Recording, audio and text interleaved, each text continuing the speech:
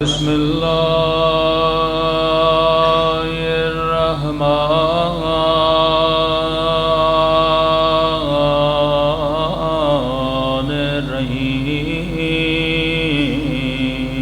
الرحیم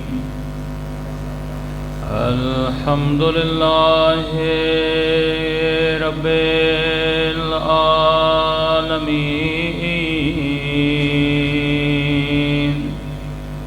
الحمد للہ کما هو أهله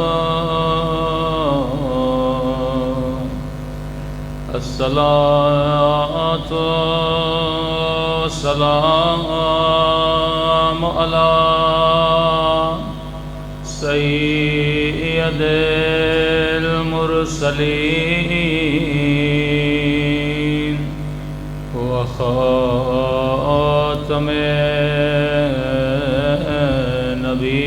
النبيين أبي القاسم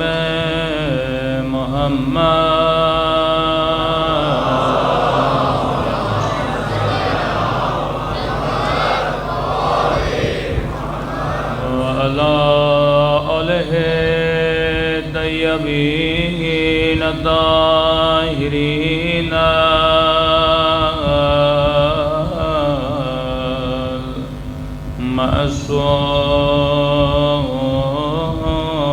المعصومين. سب مل کے دعا امام سما اللہم کل ولیک حجت ابن الحسن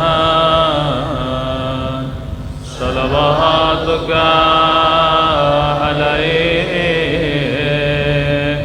وعلی آبائه فی هذه الساعة وفي كل وليا وحافظا وقائدا وناصرا ودليلا وعينا حتى تسكنه أرضك طوعا وتمتعه فيها طويلا برحمتك يا أرحم الراحمين. صلوات پڑھے محمد.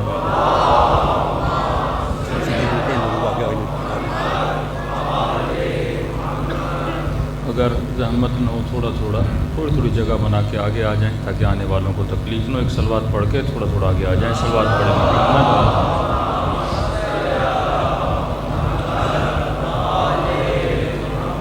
بسم اللہ الرحمن الرحیم. رب اشرح لی صدری ویسر لی امری واحلل عقدۃ من لسانی یفقهوا قولی.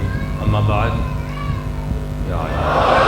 فقد قال سبحانہ وتعالی فی محکم کتابہ بسم اللہ الرحمن الرحیم بقیۃ اللہ خیر لکم ان کنتم مؤمنین. صلوات پڑھیں محمد وعلی محمد.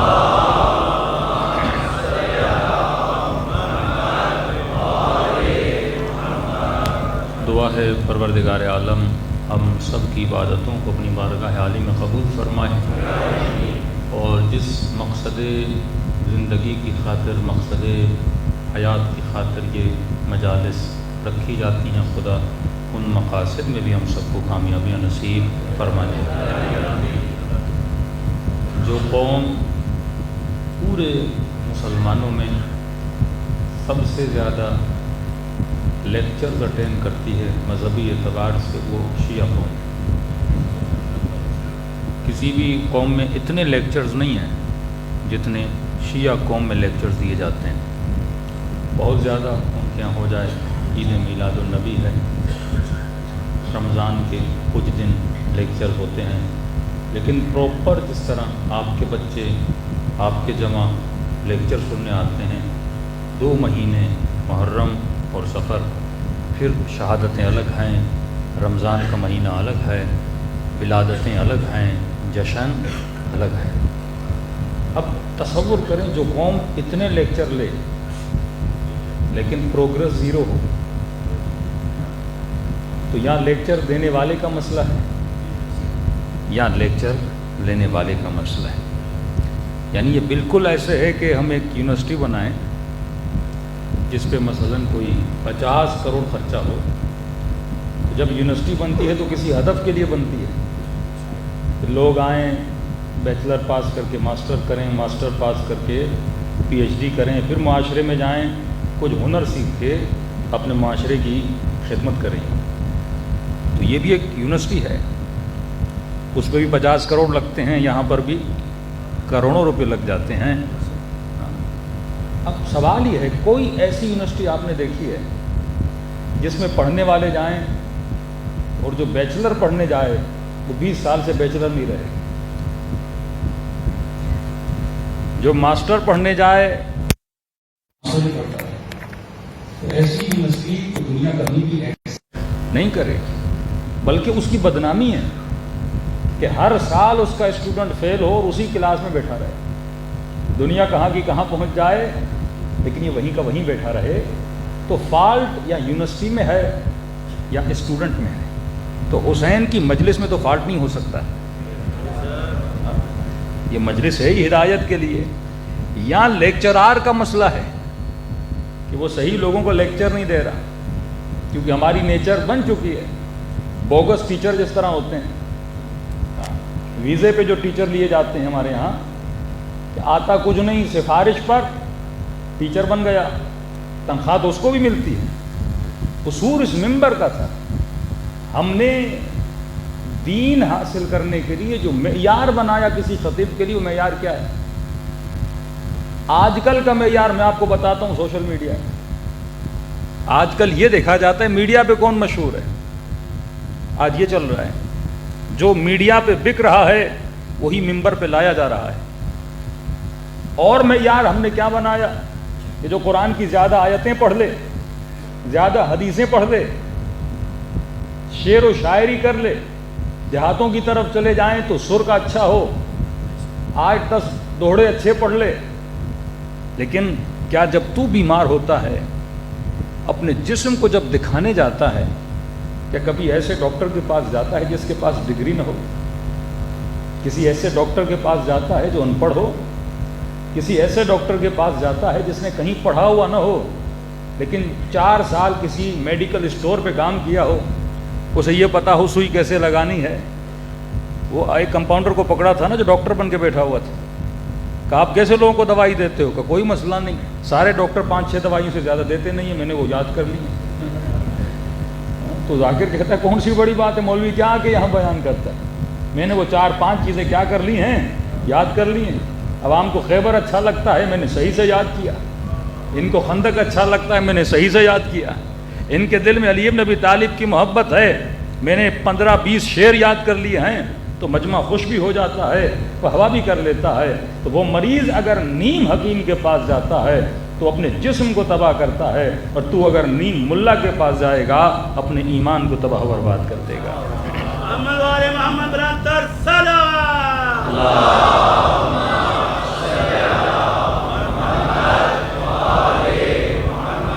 یعنی اتنے مطالب ہیں اہل بیت علیہ الصلوۃ والسلام کے۔ بولیے کہ بھائی آپ اس سال جو اشرا پڑھ رہے ہو، ہمیں مثلاً چھٹے امام کی جو کتاب حقوق ہے وہ آج بیان کرو۔ کسی کو کہو بھائی صحیفہ سجادیہ میں سے ایک اشرا پڑھ دو، کسی کو کہو بھائی نہج البلاغہ میں سے اشرا پڑھ دو۔ کیونکہ اگر مجلس کی بنیادیں اصول 2 چیزوں پر مبنی نہیں ہیں تو امام حسین کی نگاہ میں مجلس ہے ہی نہیں۔ 2 اصولوں پہ ہر مجلس ہونی چاہیے، امر بالمعروف نہیں عن المنکر۔ اور جب تک معروف معاشرے میں نہیں بڑھے گا تب تک لوگوں میں اچھائیاں نہیں بڑھیں گی، اور جب تک منکرات لوگوں کے اندر سے نہیں نکلیں گے، یہی تبرہ اور تولا ہے۔ معروف تولا ہے، منکر تبرہ ہے۔ تبرہ جس سے دوری کرنی ہے، تولا جس کی محبت اپنے دل میں لانی ہے۔ تو تجھے اپنے دل میں معروف کی محبت لانی ہے اور منکر سے دوری کرنی ہے۔ اب گھنٹے کی مجلس گزر جائے، لیکن اس جوان کو یہ نہ سکھایا جائے باپ سے کیسے بات کریں. کتنا افسوس ہوتا ہے. ایک مومن بتا رہا تھا کہ مولانا ایک خطیب آئے, ہم نے کہا کہ بھائی 5 منٹ حجاب پہ پڑھ لیجئے. انہوں نے کہا کیوں؟ کہ دیکھیے مولانا محرم کے دن ہیں, بڑا رش ہے, اتنی خواتین آتی ہیں امام بارگاہ میں. اب ان آنے والیوں میں کوئی شیعہ بھی ہے, کوئی غیر شیعہ بھی ہے, کوئی محب بھی ہے. ہم ہر کسی سرٹیفکیٹ نہیں لیتے کہ آپ شیعہ ہو یا غیر شیعہ ہو, لیکن جب آتی ہیں تو کالے کپڑے پہن کے آتی ہیں. دیکھنے والا یہ سمجھتا ہے کہ یہ شیعہ ہے, اور اگر ان میں سے کئی خواتین کہنے لگا ہمارے علاقے میں بے حجابی کے عالم میں آتی ہیں, اور دنیا یہ بولتی ہے کہ شیعوں کی خواتین حجاب نہیں کرتی, آپ 5 منٹ پڑھ دیجئے. کہنے لگا اگر میں حجاب پہ پڑھوں تو عوام مجھ سے حجاب کرنے لگے. عوام کا معیار کیا ہے؟ ایسے بندے کو بلاؤ جو شعر زیادہ پڑھے, آیتیں زیادہ پڑھے, حدیثیں زیادہ پڑھے, لہٰذا یہ مجمع کو گرما دے گا. یہ کس کا معیار ہے؟ عوام کا. خطیب کا معیار کیا ہے؟ کہ وہ چیز پڑھوں جس سے زیادہ واہ ملے, جس سے زیادہ مجمع خوش ہو. مجمع خوش ہوگا تو کیا ہوگا؟ مجمع بڑھے گا. مجمع بڑھے گا تو کیا ہوگا؟ ڈیمانڈ بڑھے گی. ڈیمانڈ بڑھے گی تو کیا ہوگا؟ مال بڑھے گا, نیاز بڑھے گی. ظاہر جب جس چیز کی ڈیمانڈ ہو جاتی ہے وہ مہنگی ہو جاتی ہے نا. تو اس کی نیت ہے مال جمع کرنا. بانی کا مسئلہ یہ ہے وہ اس کو بلاتا ہے جو مجمع زیادہ جمع کرے. مطلب نہ بانی کی نیت میں حسین کی رضا ہے, نہ پڑھنے والے کی نیت میں اللہ کی رضا ہے, نہ سننے والا رضا الہی کو لینے آیا ہے. تبھی اتنے لیکچر ہو رہے ہیں لیکن قوم میں وہ اثر نظر نہیں آ رہا جو اثر نظر آنا چاہیے. ورنہ جس قوم کو حسین فری میں 2-2.5 مہینے لیکچر دیں, دنیا کو کوئی انسٹیٹیوٹ بتاؤ جو آپ کو فری میں لیکچر دیتا ہے. آج کسی بھی انسٹیٹیوٹ میں چلے جاؤ, پرائیویٹ انسٹیٹیوٹ میں چلے جاؤ, وہاں پر بھی فیس لی جاتی ہے, لیکن آپ فری میں امام حسین کا پیغام لے کر جاتے ہو. شاید فری ہے اسی لیے قدر و قیمت نہیں ہے.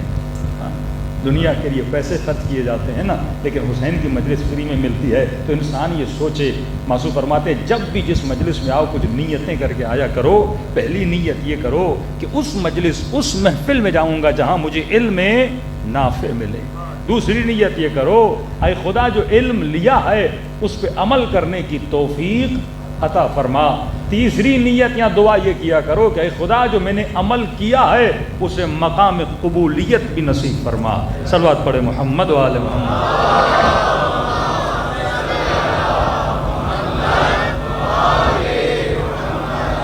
جب تک اس قوم سے یہ وہواہ کی بیماری نہیں نکلتی, وہواہ کرنا گناہ نہیں ہے, لیکن اگر پرپز یہ بن جائے کہ میں مجلس پڑھوں ہی اس نیت سے کہ واہ ہو.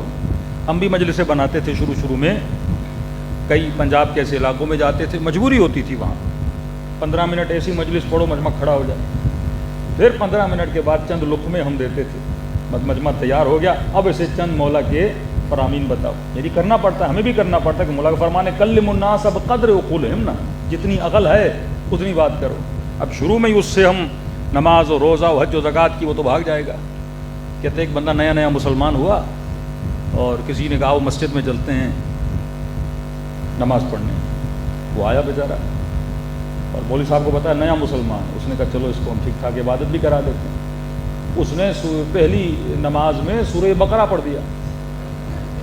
اب نیا مسلمان سورہ بقرہ کا مطلب ہے بھینس یا بھینس کا بچڑا. بقرہ پڑھ دیا اس نے, بیچارہ تھک گیا. 3 جز تقریباً قرآن کے پڑھ لیے اس نے. نیا مسلمان ہے, اس کو بہت جلدی جنت میں ہمیں بھیجنا ہے. چلا گیا. اگلے دن آیا کہ چلو پھر نماز پہ چلتے ہیں. وہ مسجد میں جیسے آیا کہ مولانا صاحب آج کون سا سورہ پڑھیں گے؟ کہ سنا ہے کل تم بہت تھک گئے تھے تو آج ہم سورہ فیل پڑھیں گے. فیل کا مطلب ہاتھی. حالانکہ فیل سورہ بہت چھوٹا ہے, نام بہت بڑا ہے. تو یہ اسی دن مسجد چھوڑ کے بھاگ گیا کہ کل بھینس پڑی تھی تو اتنی دیر مجھے کھڑا رہنا پڑا, آج ہاتھی پڑھو گے تو پتہ نہیں کتنی دیر کھڑا رہنا پڑے. تو کلم الناس بقدر عقولہم, لوگوں کی کیونکہ عقلیں بھی تھوڑی ایسی ہیں تو ظاہر ہے ہمیں بھی کرنا پڑتا تھا, لیکن پھر پرپز بن جاتا ہے کہ یہ نقطہ پڑھو یہاں پہ اتنی واہ واہ ہوگی, یہ شعر پڑھو یہاں پہ اتنی واہ واہ ہوگی. آغا قراتی فرماتے ہیں اگر بندے کو وضو کرنا ہو, ٹھیک ہے, اب ایک گرم موسم ہے, جیسے پرسوں ترسوں اسلام آباد میں بھی کافی گرمی تھی, اب شدید گرمی ہو گئی, اب آپ کا دل ہے کہ کہیں پہ آپ کو ایک چشمہ نظر آیا, چشمے میں ٹھنڈا پانی تھا, اب آپ کو گرمی بھی لگی ہے, آپ آگے بڑھے, کبھی گرمی بہت ہے, اس پانی سے میں وضو کرتا ہوں تاکہ میرا بدن کیا ہو جائے, ٹھنڈا ہو جائے. کہتے ہیں یہ وضو خدا قبول نہیں کرتا, کیونکہ اللہ کے لیے نہیں تھا, اپنی گرمی کو مٹانے کے لیے تھا. ہاں, اس میں رضائے الہی شامل نہیں تھی. تو اگر ہمارے اعمال میں بندے شریک ہو جائیں, یہ سب سے بڑا گناہ ہے. الشرک یہ الریا ہوا شرک کلہ, جو ریا ہے وہ بدترین شرک ہے. آج ہم اپنی عبادتوں میں, اپنے اعمال میں اگر بندوں کی خوشنودی کو راضی کریں گے, خدا کبھی ہدایت نہیں دے گا. کربلا یہی بتاتی ہے, حسین ایک کو راضی کرنے گئے اور وہ تھا لا الہ الا اللہ, اور خدا نے کیا مقام دیا امام حسین کو, آج کائنات دیکھ رہی ہے. یزید لوگوں کو اور اپنی ذات کو خوش کر رہا تھا, آج نہ نام یزید ہے نہ یزید کو کوئی یاد کرنے والا ہے. صلوات پڑھے محمد والے محمد.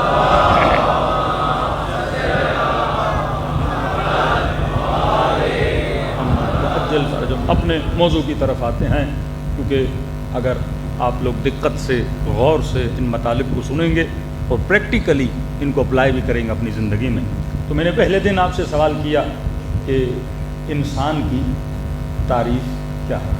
آپ کو یاد ہے کہ انسان کسے کہتے ہیں؟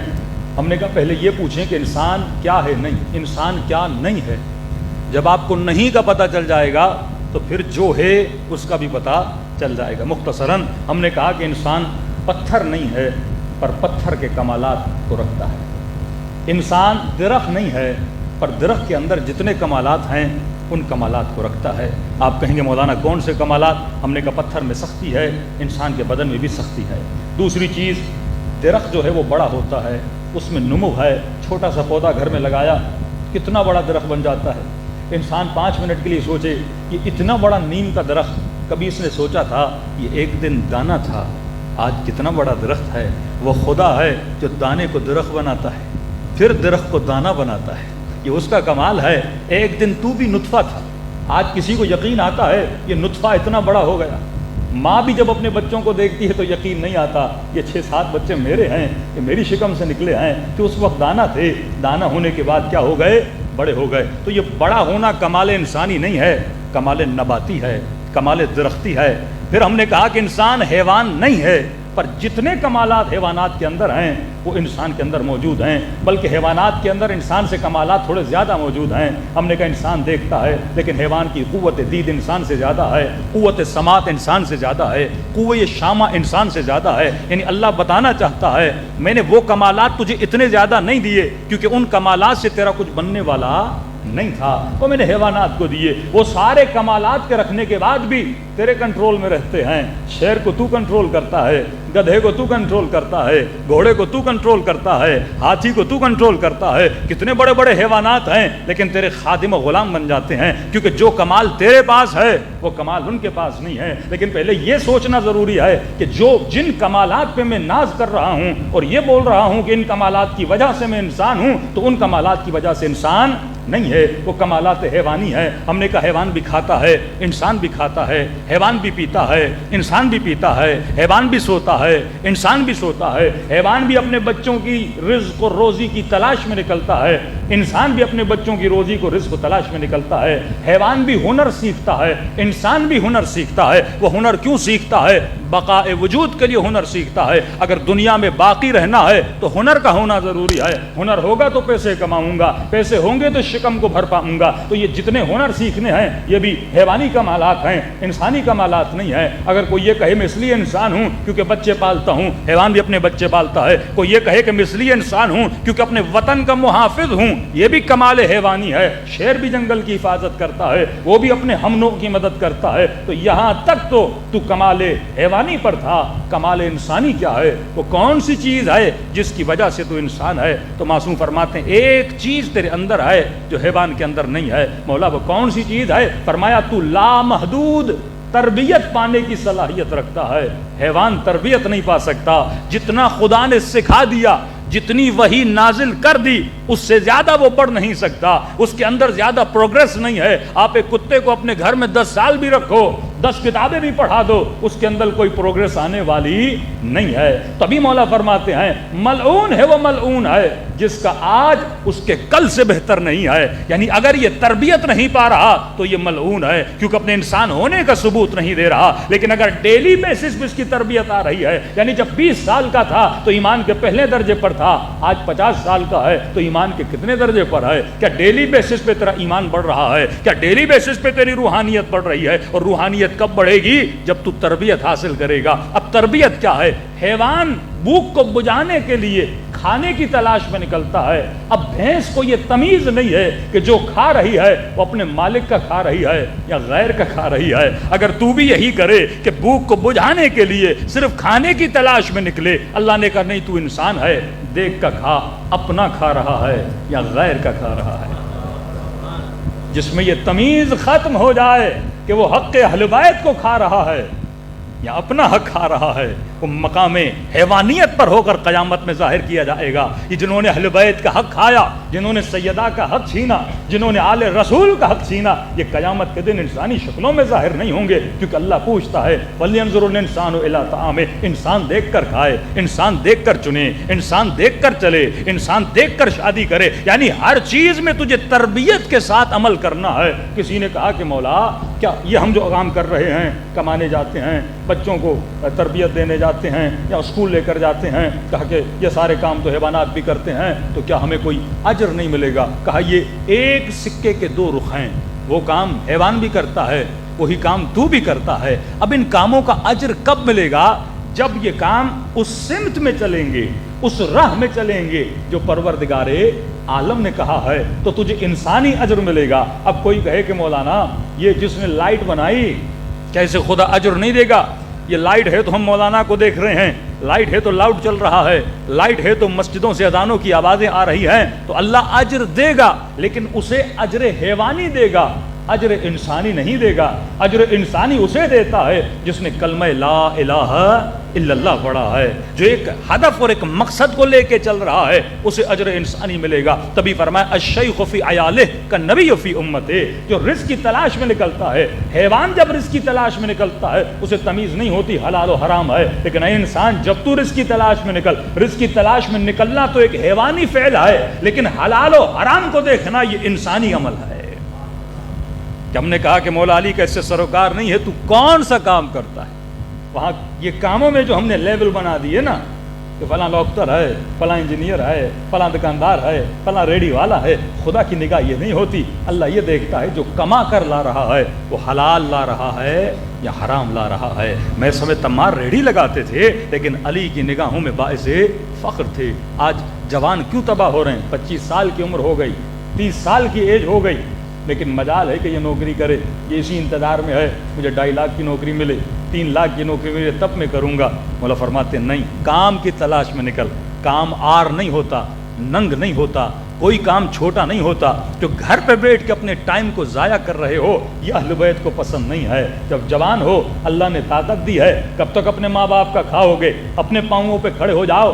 تمہارا کام ہے رزق حلال کی تلاش میں نکلنا، اللہ کا کام ہے تیرے رزق کو برکت عطا کرنا۔ چھوٹا سا سرمایہ 2 لاکھ 3 لاکھ کی کوئی چھوٹی سی دکان بھی کھول لے، بس تو رزق کی تلاش میں نکل، حلال کی تلاش میں نکل۔ کیوں مولا فرماتے کوے کی طرح صبح نکل اور شام جلدی گھر واپس آ جا۔ تبھی ہمارے گھروں میں برکتیں نہیں ہیں، کیونکہ ہماری سوچیں بدل گئی ہیں۔ ہماری تربیت اہل بیت کے چینل سے نہیں ہو رہی، یہ تربیت لبرل چینل سے ہو رہی ہے، سیکولر چینل سے ہو رہی ہے۔ یعنی زبانوں پر نام حسین ہے لیکن ذہنوں میں فکر طاغوت ہے۔ جب تک فکر کو نہیں بدلو گے تب تک زندگی میں وہ سکون نہیں آئے گا۔ تو اہل بیت علیہ الصلوۃ والسلام کی زندگی میں صلوات پڑھے محمد و آل محمد۔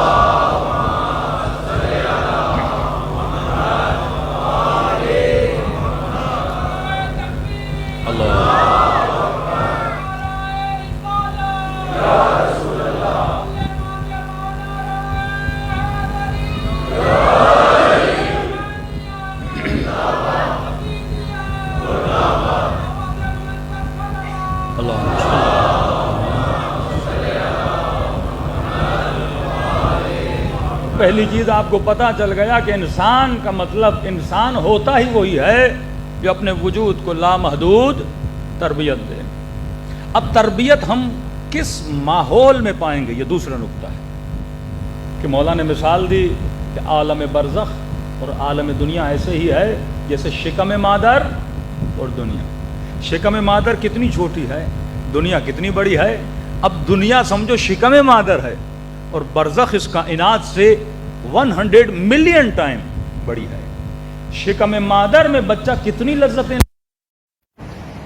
لیتا ہے، تو ماں کے خون سے اس کا تغذیہ ہوتا ہے، لیکن شکم مادر سے باہر کتنے ذائقے ہیں، لامحدود لذتیں ہیں۔ اسی طرح دنیا میں جتنی لذتیں ہیں اس سے زیادہ لذتیں کہاں ہیں، والآخرۃ خیر وابقیٰ۔ قرآن کہتے ہیں آخرت تمہارے لیے بہتر بھی ہے اور باقی بھی ہے، اس کی لذتیں کا اس کائنات سے بہت زیادہ ہے۔ اس لیے کئی روایات میں اگر بندہ ایک جھلک دیکھے عالم برزخ کی، فرماتے اگر خدا کہتے ہیں اگر میں جنت کی خوشبو دنیا میں رہنے والوں کو سگا دوں تو دنیا والے سارے مر جائیں۔ ایک تجلی کسی نے مولانا ایک میں امام کی مثال پہ غور کرو، ساری چیزیں باتیں بتائیں گی۔ تو بالکل ایسے ہے کیونکہ ہمارے اندر وہ طاقت کو توانائی نہیں، ہم اس شام جنت کے لیے بھی تیار نہیں۔ یہاں پہ ہمیں تیار ہونا، اگر تو یہاں پہ تیار ہو کے وہاں نہیں گیا، وہاں کی لذتوں کا مقابلہ وہاں کی لذتوں سے مالا مال نہیں ہو سکتا۔ اللہ تجلی کرتا ہے، قوم جل جاتی ہے، بے ہوش ہو جاتا ہے۔ مطلب نبی میں برداشت تھی، قوم میں برداشت نہیں تھی۔ تو بالکل ایسے ہے جو بچہ نیا نیا پیدا ہوتا ہے، کیا آپ بچے کو پیدا ہوتے ہی دودھ پلا دو، کھائے گا تو مر جائے گا۔ پیدا ہوتے اسے سخت کھانا دو گے بچہ مر جائے گا۔ پہلے وہ نرم چیز کھاتا ہے، دودھ پیتا ہے، دودھ کے بعد آہستہ آہستہ اسے ماں ہلکی دیتی ہے، روٹی دینے کے بعد اس کے آہستہ آہستہ دانت نکلتے ہیں، اس کے بعد وہ دوسرا کھانا کھانا شروع کرتا ہے۔ بالکل اسی طرح اگر فی الفور اللہ کے ملائکوں کو آپ دیکھ لو برداشت نہیں کر پاؤ گے، جنت کی لذتوں کو دیکھو گے برداشت نہیں کر پاؤ گے۔ یہ ایمان کا پہلا درجہ، دوسرا درجہ اسی بچے کی طرح جس طرح ماں اس بچے کو تیار کرتی ہے اور اس کا جسم بھی وقت کے ساتھ ساتھ بالغ ہوتا ہے اور وہ دنیا کی لذتوں کو پانے کی صلاحیت پیدا کرتا ہے، اسی طرح خدا تجھے دنیا میں بھیجتا ہے تاکہ دنیا میں تو خود کو بلوغ عقلی تک پہنچا، تیری روح اتنی بلندیوں پہ پہنچے۔ جس طرح آیت اللہ العظمہ تباہی اسی دنیا میں ملائکوں کو دیکھا کرتے تھے، اسی دنیا میں بندہ دیکھ سکتا ہے۔ کئی ایسے اعمال ہیں اگر انسان انجام دے تو انسان اللہ کے ملائکوں کو، وقت ملا تو کل کی مجلس میں ایک دو عمل بھی آپ کو بتا دوں گا اگر انسان کرے، لیکن توانائی تو ہو نا، ایسا نہ ہو یا ملائک کو دیکھا فوراً نٹے کا گیا بندہ ہی مر گیا، فائدہ کیا؟ تمہارے اندر وہ طاقت ہی نہیں، تمہارے اندر وہ برداشت ہی نہیں۔ کئی لوگ کہتے ہیں مولانا امام زمانہ کو دیکھیں، اگر واقعاً مولا اپنا حقیقتاً وجود کسی کو دکھائیں، کوئی بندہ برداشت نہیں کر سکتا، نہ امام کے نور کو برداشت کر سکتا ہے، نہ ان کی ہیبت کو برداشت کرتا ہے، نہ ملائکۃ اللہ کو برداشت کرتا ہے۔ رسول خدا پہ وحی نازل ہوتی تھی، حالات نبی کے بدل جاتے تھے کیونکہ تجلی پروردگار عالم اتنی سخت ہے۔ اس تجلی کے لیے، اس ملاقات خدا کے لیے تم نے خود کو تیار کرنا ہے۔ ہم نے کہا شکم مادر میں خدا بچے کو ہاتھ دیتا ہے لیکن شکم کے لیے نہیں، پاؤں دیتا ہے شکم کے لیے نہیں، کیونکہ اس نے نہ پیٹ میں چلنا ہے، نہ بولنا ہے، نہ اس نے ہاتھوں کی حرکت کرنی۔ ہاتھ دے پیٹ میں رہا ہے لیکن کہاں کے لیے دے رہا ہے؟ دنیا کے لیے دے رہا ہے۔ اسی طرح فرمایا کئی چیزیں خدا تجھے یہاں دیتا ہے لیکن یہاں کے لیے نہیں دیتا، کہاں کے لیے دیتا ہے؟ عالم برزخ کے لیے دیتا ہے۔ اس عالم کے لیے تو نے خود کو تیار کرنا ہے۔ تیسری چیز ہم نے بتائی کیونکہ ہم اللہ کی طرف سے آئے ہیں، عالم جبروت سے عالم ناسوت میں آئے ہیں، پھر ہم نے سفر کرنا ہے اوپر کی طرف، پھر یہ روح اوپر کی طرف جائے گی۔ میں نے اس سال انشاءاللہ وہ ہم تیار کر دیں گے، اپنے چینل پر بھی رکھ دیں گے۔ کئی ایران کے ایسے لوگوں کے انٹرویوز ہیں، فورن ملک کے لوگوں کے انٹرویوز ہیں جو کوما میں گئے اور ان کی روح بدن سے نکلی، انہوں نے عالم برزخ کا ہلکا پھلکا سفر کیا، پھر واپس آ گئے۔ جو گنہگار تھے وہ کہتے ہیں ہم ایک بلیک ٹنل سے گزرتے تھے، جو نیک لوگ تھے وہ کہتے ہیں ہم ایک وائٹ ٹنل سے گزرتے ہیں۔ کئی نوجوان کہتے ہیں مولانا یہ نہیں ہو سکتا، اللہ ہمیں موت نہ دے، ایسے ہی اوپر بلا لے۔ یہ سائنٹیفکلی نہیں ہو سکتا آپ اوپر جائیں۔ برزخ تو بہت دور ہے۔ اگر کوئی بندہ مثلا مریخ پہ جانا چاہے، چاند کتنے فاصلے پر ہے؟ کہتے ہیں پتہ نہیں کتنے نوری اتنے سال لگیں گے کہ بندہ مثلا سورج تک جا کے پہنچے۔ سورج اتنا انسان سے مثلا دور ہے۔ کئی ایسے ستارے ہیں جو انسان سے اتنے دور ہیں کہ آپ کو مثلاً 2000 نوری سال لائٹ سیئر جیسے بولتے ہیں وہ آپ کو لگیں گے وہاں پہنچنے کے لیے۔ اب کہتے ہیں اگر ہم کوئی ایسا جہاز بنا بھی دیں جس کی آج کے جو جہاز ہوتے ہیں ان کی سپیڈ کتنی ہوتی ہے، گاڑی کی سپیڈ میکسیمم 220 ہوتی ہے، جہاز کی سپیڈ ہزاروں میں ہوتی ہے، لیکن کہتے ہیں ہمیں اس سپیڈ کو لاکھوں اور ملینز میں بڑھانا پڑے، مطلب جہاز اتنی سپیڈ کے ساتھ جائے تب جا کے اتنے ہزاروں سالوں کے بعد اس سیارے پہ پہنچے گا۔ اب کہتے ہیں انسان اگر یہ جسم لے کے جہاز میں بیٹھے اور اتنی سپیڈ سے اوپر جائے تو انسان کا جسم کیا ہو جائے، ذرہ ذرہ ہو جائے گا۔ اس جسم میں طاقت نہیں ہے اتنی اسپیڈ کو کیا کر سکے، برداشت کر سکے۔ اب اللہ نے آپ کو اوپر بلانا ہے، جسم کے ساتھ اللہ بلا ہی نہیں سکتا کیونکہ جسم میں اتنی طاقت نہیں ہے، توانائی نہیں ہے کہ یہ اتنے اسپیڈ سے سفر طے کر سکے۔ سب سے زیادہ جو اسپیڈ آج سائنٹیفکلی ثابت ہے وہ اسپیڈ لائٹ کی اسپیڈ ہے۔ مثلا سورج جب نکلتا ہے چند منٹ میں ہزاروں ملینز آف ایئرز کا فاصلہ منٹس میں طے کرتی ہے سورج کی کرنیں جو زمین پہ آ کے پڑتی ہیں۔ تو مطلب اس وقت سب سے زیادہ جو اسپیڈ ہے وہ کس کی ہے، نور اور لائٹ کی اسپیڈ ہے۔ اور لائٹ سے زیادہ اگر کسی کی اسپیڈ ہے وہ روح کی اسپیڈ ہے۔ روح اتنا شفاف ہے، روح اتنا بسیط ہے، روح مجرد ہے، یہ سب سے زیادہ اسپیڈ میں جاتا ہے۔ لیکن سارے لوگ کہتے ہیں جب بدن سے ہماری روح نکلی تو ہمیں مثلاً ایسے لگا کہ ہمیں 10 منٹس لگے ہیں، 15 منٹس لگے ہیں عالم برزخ میں پہنچنے میں۔ یعنی ہر بندے کی جب روح نکلتی ہے وہ اسپیڈ کے ساتھ اوپر جاتی ہے، وہ عالم برزخ میں جا کے وہاں پہ نعمتوں سے مالا مال ہو جاتی ہے۔ یعنی بدن کے ساتھ جانا ویسے ہی ناممکن ہے۔ اور کیونکہ یہ کلو شیء یرجع الی اصلہ، موضوع فرماتے ہیں ہر شے اپنے اصل کی طرف پلٹ کے جاتی ہے۔ جسم جہاں سے بنا تھا وہیں جائے گا، روح جہاں سے آئی تھی وہیں پلٹ کے جائے گی۔ یہ اللہ کی اصول ہے کہ جو چیز جہاں سے بنی ہے وہیں چلی جائے گی۔ آپ پوری زندگی جسم کو کس چیز سے بناتے ہو؟ سبزیوں سے، پھلوں سے، گوشت کھاتے ہو، خون بنتا ہے جس سے جسم آہستہ آہستہ گرو اپ کرتا ہے اور واپس زمین اللہ کو کہتی ہے خدا یہ مجھ سے بنا تھا، یہ امانت میری طرف واپس پلٹا دے۔ تو جب بندہ مر جاتا ہے، اصل مرنے کے بعد دفن کرنے کا فلسفہ یہی ہے، ہم جلاتے نہیں ہیں، ہم سمندر میں نہیں ڈالتے، ہم کیا کرتے ہیں کیونکہ یہ زمین سے بنا تھا اور مومن امین ہوتا ہے۔ اگر اس کو کوئی امانت دی جائے امانت داری میں خیانت نہیں کرتا، کیونکہ جسم زمین سے بنا تھا واپس زمین میں جاتا ہے، اور روح کیونکہ عالم جبروت سے آئی تھی واپس سفر کر کے عالم جبروت میں جاتی ہے۔ صلوات پڑھے محمد و آل محمد۔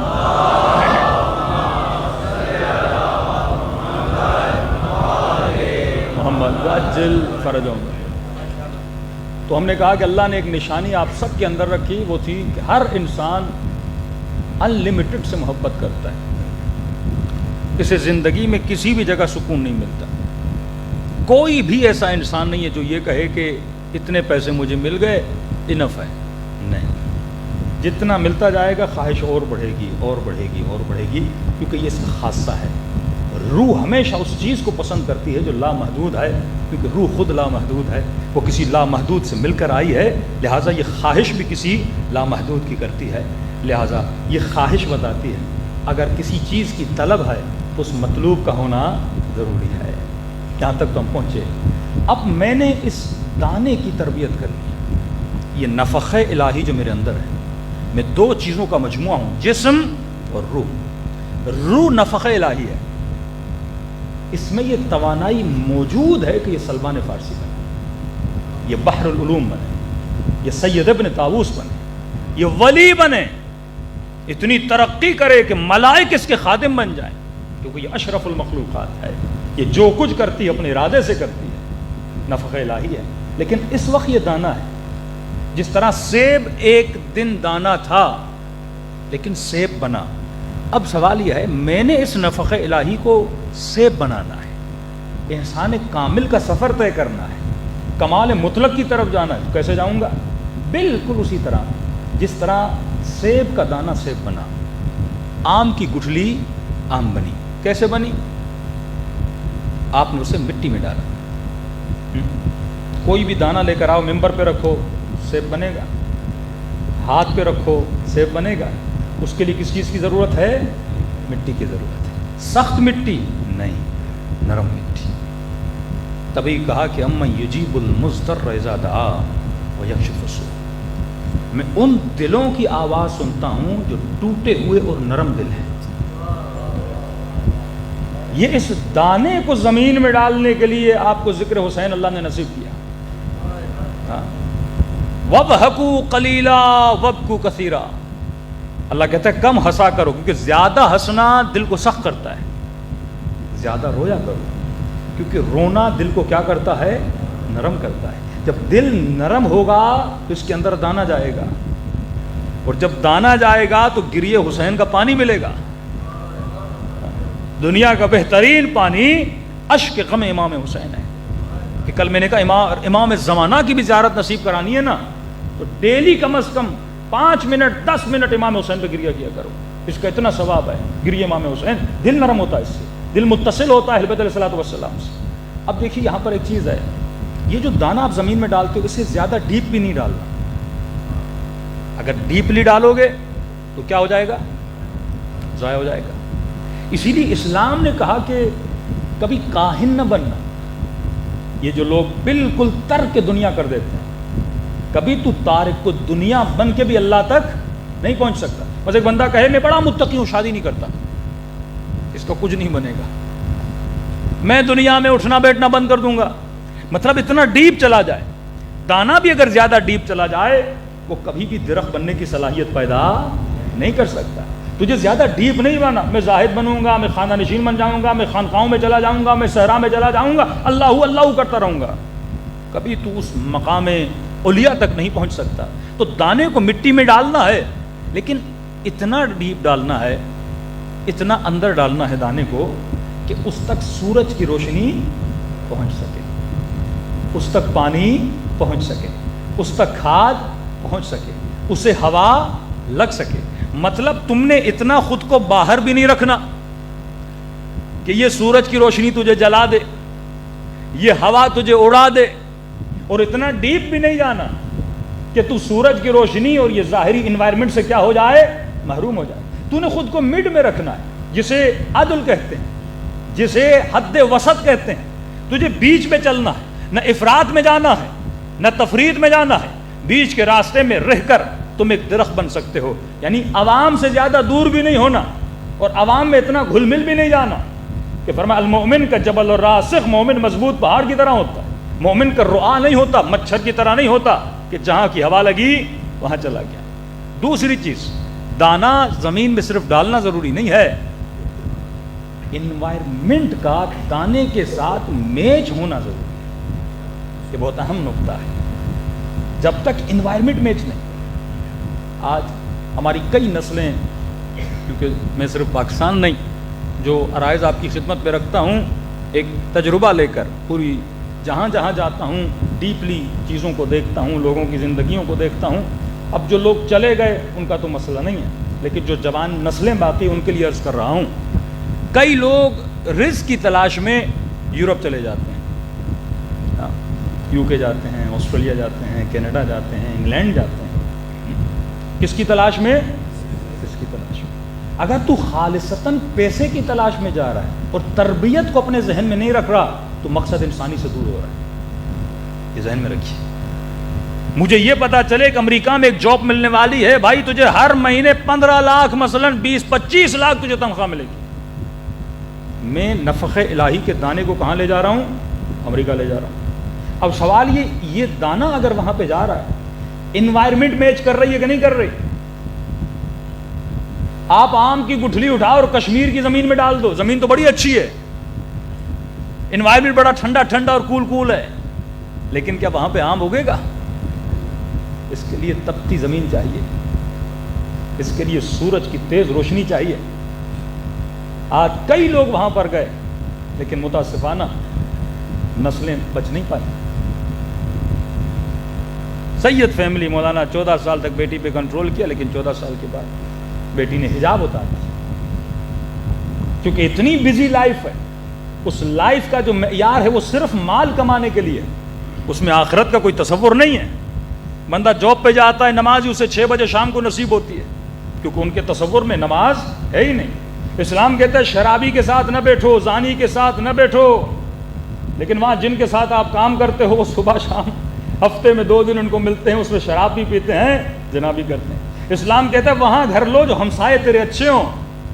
وہاں ہر دوسرا تیسرا ہمسایہ زانی بھی ہے، شرابی بھی ہے.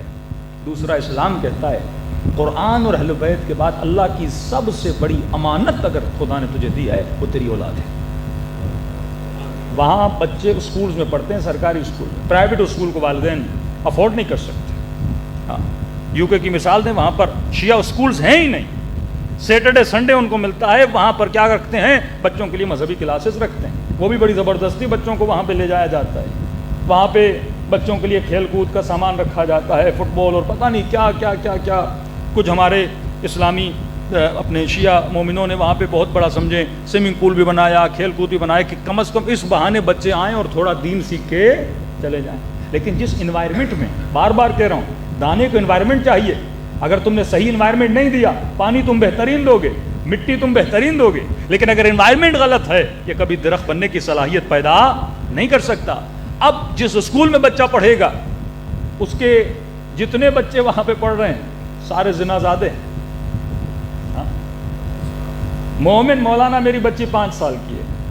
اب اس کی ماں نے ماشاءاللہ اپنی بچیوں پہ میں نے بڑا ان کے اپریشیٹ کیا کہ آپ نے اس ماحول میں بیٹھ کے, میں نے اور کوئی کام نہیں کیا, آن لائن حوزہ پڑھتی ہوں اور 24 گھنٹہ, کیونکہ اللہ نے 2 بیٹیاں دی ہیں, انہی کی آخرت بنانا چاہتی ہوں. مطلب کچھ ایسے والدین ہیں جن کو بچوں کی تربیت کی فکر ہے. کچھ کہتے نہیں بچوں کو اچھی ایجوکیشن دے رہے ہیں, اچھا ماحول دے رہے ہیں, صفائی کا ماحول دے رہے ہیں, لگژری لائف اسٹائل دے رہے ہیں. بھائی اس کی تربیت کا کیا ہوگا؟ ایسے لگژری ماحول میں تو کئی بلیاں بھی رہ رہی ہیں. ہاں, ایک بندہ مر گیا, اس نے ساری ملکیت کتے کے نام پہ کر دی. کتے کے نوکر اتنے زیادہ تھے, کوئی اس کو دہلا رہا ہے, کوئی اس کے لیے شیمپو لا رہا ہے, تو وہ بھی لگژری لائف جی رہا ہے نا. معیار تیری زندگی کا یہ نہیں تھا تو لگژری لائف جیے, ہدف زندگی یہ تھا تو اپنی تربیت کر سکے. تربیت کے لیے ماحول انوائرمنٹ کا ہونا ضروری ہے. اب وہ بچہ اگر زانی شرابیوں کے ساتھ پڑھے گا, ظاہر ہے مینٹلٹی کیسی بن جائے گی. وہ 24 گھنٹہ بد حجاب لوگوں کو دیکھے گا, مینٹلٹی قب ہے, گناہ ختم ہو جائے گا, بے حیائی کا قب ختم ہو جائے گا. ابھی تو یہ بھی لایا گیا کہ بھائی کتابوں میں پڑھایا جائے. کہ آپ کو پتہ ہے وہاں کیا پڑھایا جا رہا ہے؟ فرانس کا قانون بن چکا مثلا حجاب پہ پابندی. پاکستانی اگر پاکستان بنا, ہم انڈیا سے کیوں بھاگے؟ اسی لیے بھاگے کہ بھائی انڈیا میں ہندو ہیں, آج ہندو حکومت ہے, انہوں نے اسکولز میں پابندی لگا دی بعض صوبوں میں کہ حجاب کے ساتھ آپ نہیں آ سکتے. اب ظاہر ہے اپنے معاش کے لیے, پیٹ کو پالنے کے لیے بعض خواتین نے کیا کیا, اسکول سے پہلے دوپٹہ اتار دیا اور باہر دوپٹہ پہن لیا. مطلب حجاب کی ویلیو کیا ہو گئی؟ ختم ہو گئی. عورت کا اصل جہاد کیا تھا؟ وہ اپنے حجب و حیا کو باقی رکھے. مرد کا جہاد کیا ہے؟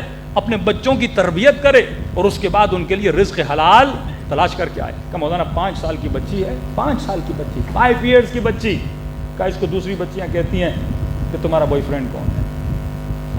جن اسکولوں میں یہ سوچ ہے. کسی نے کئی وہاں کے مولاناز بھی مجھ پر اعتراض کیا, مولانا یہ آپ کیسی باتیں کر رہے ہیں, یہ کنٹری پاکستان سے زیادہ اچھی ہے, پاکستان میں کرپشن ہے, پاکستان میں چوری ہے, پاکستان میں یہ ہے, پاکستان میں وہ ہے. میں نے کہا کچھ بھی ہو, ملک تو اسلامی ہے, رہتے تو مسلمان ہیں, رزق حلال کی تلاش میں در در بھٹکنا نہیں پڑتا. وہاں کسی مولانا سے میں نے کہا یہاں تو ہر چیز میں خنزیر اور سور ہے, یہ بتائیے آپ نے خود کو کتنا بچا لیا ہے؟ تو مذاق میں کہنے لگے مولانا بچانے کی بڑی کوشش کی, لیکن مجھے یہ لگتا ہے 25 سال میں نے ایک پورا خنزیر تو کھا لیا ہوگا. کہ کتنا بھی کوشش کروں یہ تھوڑا تھوڑا ہر چیز میں ڈالتے رہتے ہیں, تو مجھے یہ لگتا ہے کہ 25 سال میں ایک تو میں نے کم از کم پورا کھا لیا ہوگا. بڑا مشکل ہے کیونکہ کفر کا ماحول ہے, آپ خود کو کتنا بچائیں گے؟ اب جو پہلی نسل یہاں سے جاتی ہے وہ تو بڑی مومن ہوتی ہے, پراپر نماز بھی پڑھتی ہے, سب کچھ کرتی ہے, کیونکہ پاکستانی ماحول میں کیا ہوئی ہے, بڑی ہوئی ہے, والدین کی صحیح تربیت ملی ہے. لیکن وہ بچے جو وہاں پیدا ہوتے ہیں, ایک تو آپ لاکھ کوشش کرو گے, جب بچہ بڑا ہو جائے گا واپس نہیں آئے گا. ہالینڈ کے مومن کہتے ہیں مولانا یہاں پہ ان کے ایڈمنسٹریشن نے میٹنگ کی کہ بھائی تم ان کو نیشنلٹیز دے رہے ہو, یہ کماتے یہاں پر ہیں, پیسے سارے پاکستان بھیج دیتے ہیں, کماتے ہمارے ملک میں ہیں, پراپرٹیز پاکستان میں بناتے ہیں. انہوں نے کہا تم گھبراؤ نہیں, ہمارا ان پہ فوکس نہیں ہے, جتنی پراپرٹیز بنانی ہے پاکستان میں بنائیں, جب یہ مر جائیں گے ان کے بچے بڑے ہوں گے سب کچھ وہاں بیچ کے پھر واپس یہاں لے کر آئیں گے, کیونکہ وہ آپ کی کنٹریز کو کبھی ڈیولپ نہیں ہونے دیں گے. اس کی وجہ یہ ہے کہ آپ کی نسلیں یہاں پہ نہ رکیں. ہم کس چیز سے انسپائر ہوتے ہیں؟ لگژری لائف اسٹائل سے انسپائر ہوتے ہیں. ہم کس چیز سے انسپائر ہوتے ہیں؟ وہاں کے اچھے لیونگ لائف سے انسپائر ہوتے ہیں نا. دین تو ہے نہیں, ایمان تو ہے نہیں. دوسری چیز کہا کہ مولانا یہاں پر جھوٹ نہیں بولتے انگریز, یہ نہیں کرتے, وہ نہیں کرتے. میں نے کہا ہر معاشرے کی خوبیاں تو برائیاں ہوتی ہیں, لیکن کچھ برائیاں ایسی ہوتی ہیں جو جڑ سے ہی انسان کے ایمان کو تباہ ہو برباد کر دیتی ہیں۔ کافی برائیاں ہیں جو میں اس ممبر سے بتا نہیں سکتا، لیکن بیسک چیز کی طرف اشارہ کروں تاکہ آپ کو پتہ لگے کہ اسلامی معاشرے میں آپ کے پاس کیا ہے اور کفر کے معاشرے میں آپ کے پاس کیا نہیں ہے۔ صلوات پڑھیں محمد و آل محمد۔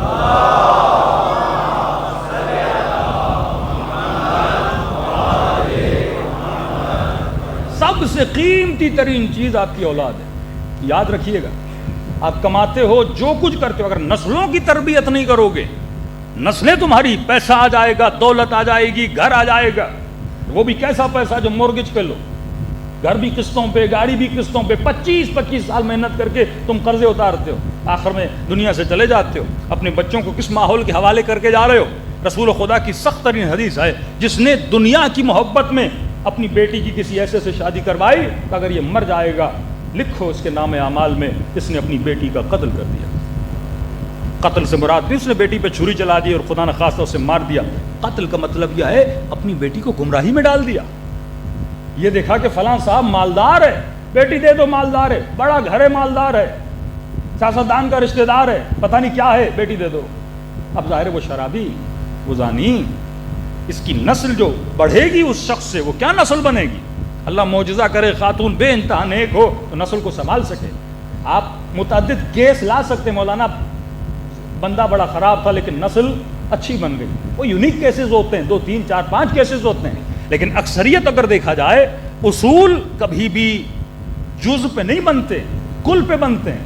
یہ نہیں کہ میں یونیک کیس دیکھوں، اب ہو سکتا ہے کسی نے کہا مولانا ایک دنیا کے ملک ہے وہاں پہ ہم نے کوے سفید بھی دیکھے، ہو سکتا ہے 4 کوے سفید بھی ہوں، لیکن جب اکثریت کالی ہے تو بولا کیا جاتا ہے کوے سارے کالے ہوتے ہیں۔ ہو سکتا ہے 4 لوگ گندے ماحول میں کیا ہو جائیں، سدھر جائیں، لیکن اکثریت کیا ہو جاتی ہے، تباہ و برباد ہو جاتی ہے۔ اگر تم اس پہ یہ اولاد کی بیٹی کا قتل کا مطلب یہ ہے تم نے بیٹی کی نسل کو تباہ و برباد کر دیا۔ قرآن کہتا ہے طیب مرد طیب عورتوں کے لیے، خبیث مرد خبیث عورتوں کے لیے، یعنی مرد کے لیے اتنی پابندی ہے۔ حیوان جب حیوان سے جنسی تعلق بناتا ہے وہ تقوی نہیں دیکھتا، اور اگر تو بھی شادی کرتے وقت تقوی اور دین نہیں دیکھ رہا ابھی تک کمال حیوانی پر ہے۔ کمال انسان یہ ہے کہ تعلق بھی بنا لیکن ایسا تعلق بنا جس کے لیے اہل بیت علیہ الصلوۃ والسلام نے کہا ہے۔ مولا علی نے شرطیں بیان کی ہیں، جناب عقیل کو کہا کہ میرے لیے زوجہ تلاش کرو، صفت بتاتی، حسب دیکھو، نسب دیکھو، قبیلہ ایسا ہو جو شجاع ہو۔ کہ علی اتنی سختی، فرمایا کیونکہ مجھے عباس جیسا بیٹا چاہیے۔ یہ نشانیاں معصومین کیوں بتا رہے ہیں؟ اور دشمنان اہل بیت جب سیدہ بی بی جاتی ہیں، کبھی کہتے ہیں اے غلام، آزاد کردہ غلام کی نسل، مولا علی جب اس کو جواب دیتے ہیں اے ہمارے آزاد کردہ غلام کی نسل، بار بار نسلوں پہ غور کیوں کیا جا رہا ہے؟ شجر ملعونہ، شجر طیبہ کیوں اشارے کیے جا رہے ہیں؟ اگر نسلیں خراب ہیں، جینیٹکلی پرووڈ ہے، سائنٹیفکلی پرووڈ ہے کہ والدین کی جو گندی عادتیں ہیں وہ نسلوں میں کیا ہوتی ہیں، منتقل ہوتی ہیں۔ اب ایک بندہ اتنی محنت کرے اپنے والد کی گندی عادتیں اپنے وجود سے نکال دے، یہ تو ایک ہر انسان کی پرسنل ایک محنت ہے کہ وہ اپنے اندر سے نکال دے، لیکن جرنلی کون سے اثرات پڑتے ہیں؟ تو فرمایا اگر تو کسی غلط بندے کو بیٹی دیتا ہے تو اس کا قاتل ہے۔ قاتل کیوں ہے؟ من احیاها فکانما احیا الناس جميعا، جس نے ایک انسان کو زندگی دی، اس نے کائنات کو زندگی دی، جس نے ایک انسان کو مارا گویا پوری کائنات کو مارا۔ چھٹے امام کا فرمان ہے یہاں مارنے سے مراد اس کو گمراہی میں ڈالنا ہے۔ اگر تم نے ایک اپنی نسل کو گمراہی میں ڈال دیا تو قاتل نسل ہے، تو اپنی بیٹی کا قاتل ہے، تو اپنے بیٹے کا قاتل ہے۔ تو یہ اہل بیت کیوں بتا رہے ہیں؟ کیونکہ جب تک تو اپنی نسلوں کی تربیت نہیں کرے گا تب تک تو انسان نہیں کہلائے گا۔ حسین نے کربلا میں کون سی نسل دی؟ کتنی تربیت کی اہل بیت علیہ الصلوۃ والسلام نے۔ یہ کس کی تربیت کا اثر ہے؟ ہم مسلمانوں کو یہی بتاتے ہیں بھائی ہم اہل بیت لاتے ہیں، تو ان کی گھر کی تربیت دیکھ، اور مقابل میں دشمنان اہل بیت کے گھروں کی تربیت دیکھ۔ باپ کی تربیت کا پتہ اس کے بیٹے سے لگتا ہے۔ یزید کی اگر اچھی تربیت نہیں تھی تو اس کا مربی کون تھا؟ اور حسین کی اگر تربیت یہ ہے تو اس کا مربی کون ہے؟ اکبر کی تربیت یہ ہے تو تربیت کرنے والا کون ہے؟ تو اگر تو کسی کو نیک ثابت کرنا چاہتا ہے تو اس کا کوئی نیک پھل بھی دکھا ہمیں، صرف تمہارے کہنے سے کوئی نیک نہیں بن جاتا۔ تربیت بتاتی ہے کہ بندہ کتنا عالم تھا، کتنا اچھا مربی تھا۔ تو میرے عزیز نسلوں کا خیال کریں، ان ماحولوں میں نسلیں صحیح پنپتی نہیں ہیں ایک نسل بچاؤ گے، 2 نسلیں بچاؤ گے، لیکن 2 خوبیاں جو آپ کے معاشرے میں وہ کون سی؟ یہاں ماحول کتنا بھی برا ہو، اسلام کی چند ولایتیں ہیں جو اللہ نے واجب کی ہیں۔ سب سے پہلی ولایت اللہ کی، ولایت سمجھتے ہیں نا، حکومت خدا۔ نماز پڑھتے ہو کیونکہ اللہ کی ولایت میں، گناہ سے بچتے ہو اللہ کی ولایت میں۔ اگر اللہ کی ولایت میں نہیں ہو تو گناہ کرو گے، لیکن اگر ولایت خدا کو تم نے ایکسیپٹ کیا، جب کہتے ہو نا لا الہ الا اللہ، یعنی میں اللہ کی ولایت کو ایکسیپٹ کرتا ہوں، حکومت الہی کو ایکسیپٹ کرتا ہوں، جو خدا کہے گا، جو اس کی حکومت میں قانون ہوگا، اس قانون کو میں کیا کروں گا؟ اوبے کروں گا۔ دوسری ولایت رسول کی ولایت، انما ولیکم اللہ ورسولہ، رسول کی ولایت بھی ایسے ہی واجب ہے جیسے اللہ کی ولایت واجب ہے۔ تیسری ولایت وہ جس نے حالت رکوع میں زکوٰۃ دی، اس کی اطاعت بھی ایسے ہی واجب ہے جیسے رسول کی اللہ کی اطاعت واجب ہے، وہ مولا امیر المومنین ہے۔ چوتھی ولایت کس کی ہے؟ چوتھی ولایت پتہ ہی نہیں ہے لوگوں کو، مومن نے جواب دیا، چوتھی ولایت ہے ماں باپ کی ولایت۔ اف تک نہ بولو اپنے ماں باپ کہ جب باپ یا ماں کو دیکھو بالرأفت والرحمہ، کہ مولا میں بیٹھ بیٹھ کے عبادت کرنا چاہتا ہوں، کیسے کروں؟ امام نے کہا ماں باپ کے چہرے کو دیکھو، عبادت ہے، غصے میں نہیں، رأفت کے ساتھ، رحمت کے ساتھ، مہربانی کے ساتھ، بس ایسے دیکھتے رہو تو کیا ہے؟ عبادت ہے۔ باپ جو کہے واجب، ماں جو کہے واجب، اطاعت کرنا تیرے اوپر کیا ہے؟ واجب ہے۔ بیٹی باپ کی ولایت میں ہے، بغیر اجازت کے شادی نہیں کر سکتی، وہ کس کی ولایت میں ہے؟ والد کی ولایت میں ہے۔ اب پانچویں ولایت کس کی ولایت ہے؟ یہاں پہ عورتوں کی بحث شروع ہو جاتی ہے۔ جب عورت باپ کے گھر سے نکل کے شوہر کے گھر میں جاتی ہے، اب اس کے اوپر کس کی ولایت ہے؟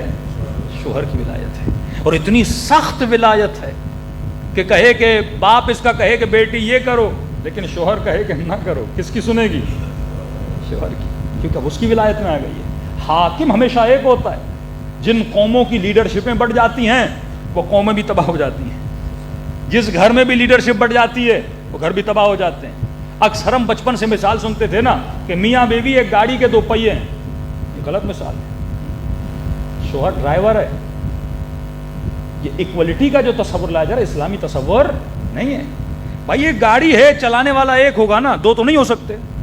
اب وہ بولے میں چلاؤں گی، یہ بولے میں چلاؤں گا، وہ ہینڈل کو ادھر کھینچے، یہ ہینڈل کو ادھر کھینچے، آخر میں گاڑی بھی گئی اور دونوں خود بھی گئے۔ وہ گھر ڈپریشن، انزائٹی، پریشانیوں کا شکار ہو جائے گا۔ ایک بندہ گاڑی چلا سکتا ہے، 2 بندے گاڑی نہیں چلا سکتے۔ گھر کے اندر کس کی ولایت ہے؟ شوہر کی ولایت۔ بچوں پر کس کی ولایت ہے؟ ماں باپ کی ولایت۔ یہ نعمت آپ کو پاکستان میں ملی ہوئی ہے۔ یہاں بچہ غلطی کرے نا، کان سے پکڑو، باپ کی ولایت ہے نا، ڈانٹ بھی دو، پکڑو بھی، سختی بھی کرو، جو اسلامی اصول ہیں 1 سے لے کے 7 تک بادشاہ، 7 سے لے کے 14 تک غلام، اس کے بعد تیرا وزیر ہے، ٹھیک ہے؟ خدا نہ خاص سے کسی کی بیوی کوئی غلطی کر دے، شوہر سختی کر سکتا ہے نا، حجاب نہ کرے سختی کرے، نماز پڑھتی نہیں سختی کرے اس پہ۔ اسی طرح بچوں پر یہ واجب ہے ماں باپ پر کہ اب سختی کا مطلب ہے ڈنڈا اٹھا کے مارنا شروع کر دے، سختی کا مطلب ہے اپنے طریقے سے سختی ہوتی ہے، جس طرح بچوں کو خرچی دی جاتی ہے، فیس دی جاتی ہے، اس کو تھوڑا کم کر دے، ہاں تھوڑا ڈانٹ بھی بندہ سکتا ہے، ہلکی پھلکی سختی جس طرح بولتے ہیں، جس کی اجازت شریعت میں موجود ہے، یہاں آپ کر سکتے ہو۔ لیکن ویسٹرن ورلڈ میں جب آپ نے بچے لے جاؤ گے، وہ بچہ اسکول جاتا ہے نا، ٹیچر بولتی ہے اگر ولایت چلائے بھی نا فون مجھے کر دینا، ہم بتا دیں گے اس کی ولایت کتنی چلتی ہے۔ ایک بیوی نے شوہر پہ کیس ڈال دیا کہ میرے شوہر نے میرے ساتھ زبردستی کی، اعوذ باللہ۔ پولیس نے کہا 14 مائل بیوی کے گھر کے قریب نہیں جاؤ گے، خرچہ بھی دو گے، قریب بھی نہیں جاؤ گے۔ میں نے کہا مسئلہ کیا ہوا آپ کا، اتنا بڑا الزام آپ پہ لگ گیا؟ کہ مولانا کچھ بھی نہیں، ماں باپ کا اکلوتا بیٹا ہوں، بابا گزر گئے دنیا سے، ماں پاکستان میں اکیلی ہے۔ میں نے کہا بھائی پاکستان چلو، میں نہیں چلتی۔ میں نے کہا میں تیرا شوہر ہوں، میری اطاعت تیرے اوپر واجب ہے، میری ماں وہاں پہ اکیلی ہے، اس کی خدمت کرنا میرے اوپر واجب ہے، جس نے پال پوس کے مجھے پیسے دیے میں یہاں تک پہنچا ہوں. کہا میں نہیں چلتی. کہا تھوڑی بحث ہو گئی، اس نے صبح پولیس کو فون کر دیا. اب کہنا بچے میں لے سکتا ہوں، میں یہاں پہ آ سکتا ہوں. بچوں پہ آپ کی وہاں ولایت میکسیمم 12 ایئرس 14 ایئرس، اس کے بعد بچے آپ کے نہیں ہیں. وہاں ولایت حکومت کی چلتی ہے، آپ کی ولایت نہیں چلتی. وہاں خدا نہ خواستہ بیوی بول دے میں شوہر کو چھوڑ رہی ہوں اور کہیں اور جا رہی ہوں، آپ کچھ نہیں کر سکتے. میں نے ایک ریٹائرڈ فوجی کو جو بہت بڑی رینک پہ تھا پاکستان میں، اچھے خاصے رینک والوں سے اس کی دوستی تھی، میں نے لٹرلی اس کو روتا ہوا دیکھا، روتا ہوا. جس گھر میں وہ رہ رہا تھا وہ پاکستانی کوئی 20-25 کروڑ کا سمجھو گھر تھا، 25 کروڑ کا گھر تھا. جو گاڑیاں اس کے گھر میں کھڑی تھیں، ہر گاڑی کوئی پاکستانی کوئی 8-9 کروڑ کی گاڑی تھی، 4 گاڑیاں کھڑی. اتنا بڑا گھر کہ جس میں آپ فٹ بال بھی کھیل لو، اور اس پورے گھر میں اکیلا بیٹھا تھا. اور رو کیوں رہا تھا کہ بیٹی کو ہر میں نے نعمت دی، لیکن جب 18 سال کی ہوئی مجھے چھوڑ کے چلی گئی. وہاں یہ نہیں ہے کہ والدین کی خدمت کی جائے، کیونکہ وہ تربیت ہی نہیں دی جاتی، وہ ماحول ہی نہیں بنایا جاتا. اب کئی لوگوں نے کہا مولانا کیا پھر ہم میں سے کوئی وہاں پڑھنے نہ جائے، کام کرنے نہ جائے؟ دیکھو رزق کی تلاش میں نکلنا عیب نہیں ہے، وہاں پڑھنا عیب نہیں ہے، لیکن وہاں اپنے بچے کبھی نہ لے جایا کرو. وہاں کماؤ، پیسے کہاں بھیجو؟ پاکستان میں بھیجو. ہمارے ایک دوست 6 مہینہ وہاں کام کرتے ہیں، پھر 6 مہینے پاکستان آ جاتے ہیں. مطلب ان چیزوں کو مینٹین کرو. تمہارا ہدف مال نہیں ہونا چاہیے. سب سے قیمتی ترین جو چیز ہے وہ کیا ہے؟ تمہاری اولاد ہے. اولاد کو بچاؤ. جب مقصد مال بن جائے، جب مقصد لگژری لائف اسٹائل بن جائے. ایک ایرانی خاتون، ایران کی بہت بڑی ایکٹر، نام اس کا نازنین تھا، وہ جرمنی چلی گئی. اور جب جرمنی گئی تو نیشنلٹی کے چکر میں شیطان کتنا انسان کو گمراہ کرتا ہے. ہمارا پارا چنار کا مومن آن ڈیوٹی ہاسپٹل میں 70,000 روپیہ تنخواہ تھی. کہ آج کی بات نہیں کر رہا، آج سے 8-9 سال پہلے کی بات کر رہا ہوں. 70,000 کی تنخواہ. لیکن شیطان جب کسی کے دل میں کسی چیز کی محبت کو ڈالتا ہے، معصوم فرماتی ہے چیک کرو کہیں غلط محبتیں تمہارے دل میں نہ آ جائیں.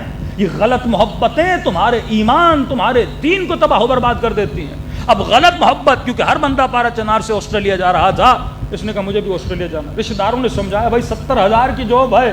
کہا نہیں، جنت ہے تو آسٹریلیا، وہاں جاؤں گا تو مجھے سکون ملے گا. میں نے کہا انسان لامحدود کے پیچھے ہوتا ہے نا. اب اگر یہ لامحدود غلط مقصد بن جائے، اسے یہ پتا نہ ہو کہ میرے اندر جس چیز کا عشق ہے وہ خدا کا عشق ہے، اگر یہ دنیا کے عشق میں چلا جائے. اب بیچارہ وہاں چلا گیا، کشتی کے ذریعے گیا، کشتی میں ڈوب کے وہیں مر گیا. گھر والے وہیں کے وہیں رہ گئے، نوکری گئی. یعنی خود اپنی جان کا کیا بنا؟ قاتل بنا. یہ ایرانی ایکٹر جب جرمنی پہنچی، انہوں نے اس کو نیشنلٹی نہیں دی. اب ظاہر جب آپ ریفیوجی اسائلم کرتے ہیں، آپ کو بہانہ 100 جھوٹ بولتے ہیں لوگ. امام موسیٰ کاظم فرماتے ہیں اگر جھوٹ میں فائدہ بھی ہونا، ہمارا شیعہ بولتا نہیں ہے. جھوٹ بول کے دنیا حاصل کر رہا ہے، جھوٹ بول کے اپنی آخرت کو تباہ و برباد کر رہا ہے. ہاں چند جگہوں پہ جھوٹ کی اجازت ہے. کہاں پر؟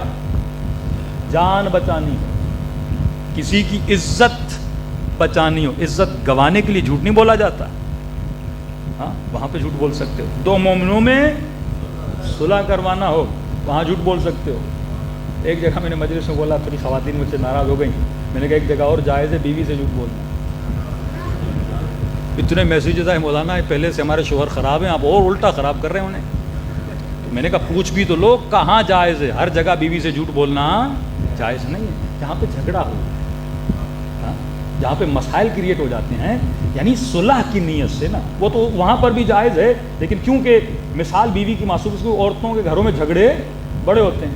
اب بیچارہ ماں کو منہ دے، بہن کو منہ دے، بیوی کو منہ دے، پھنس جاتا ہے.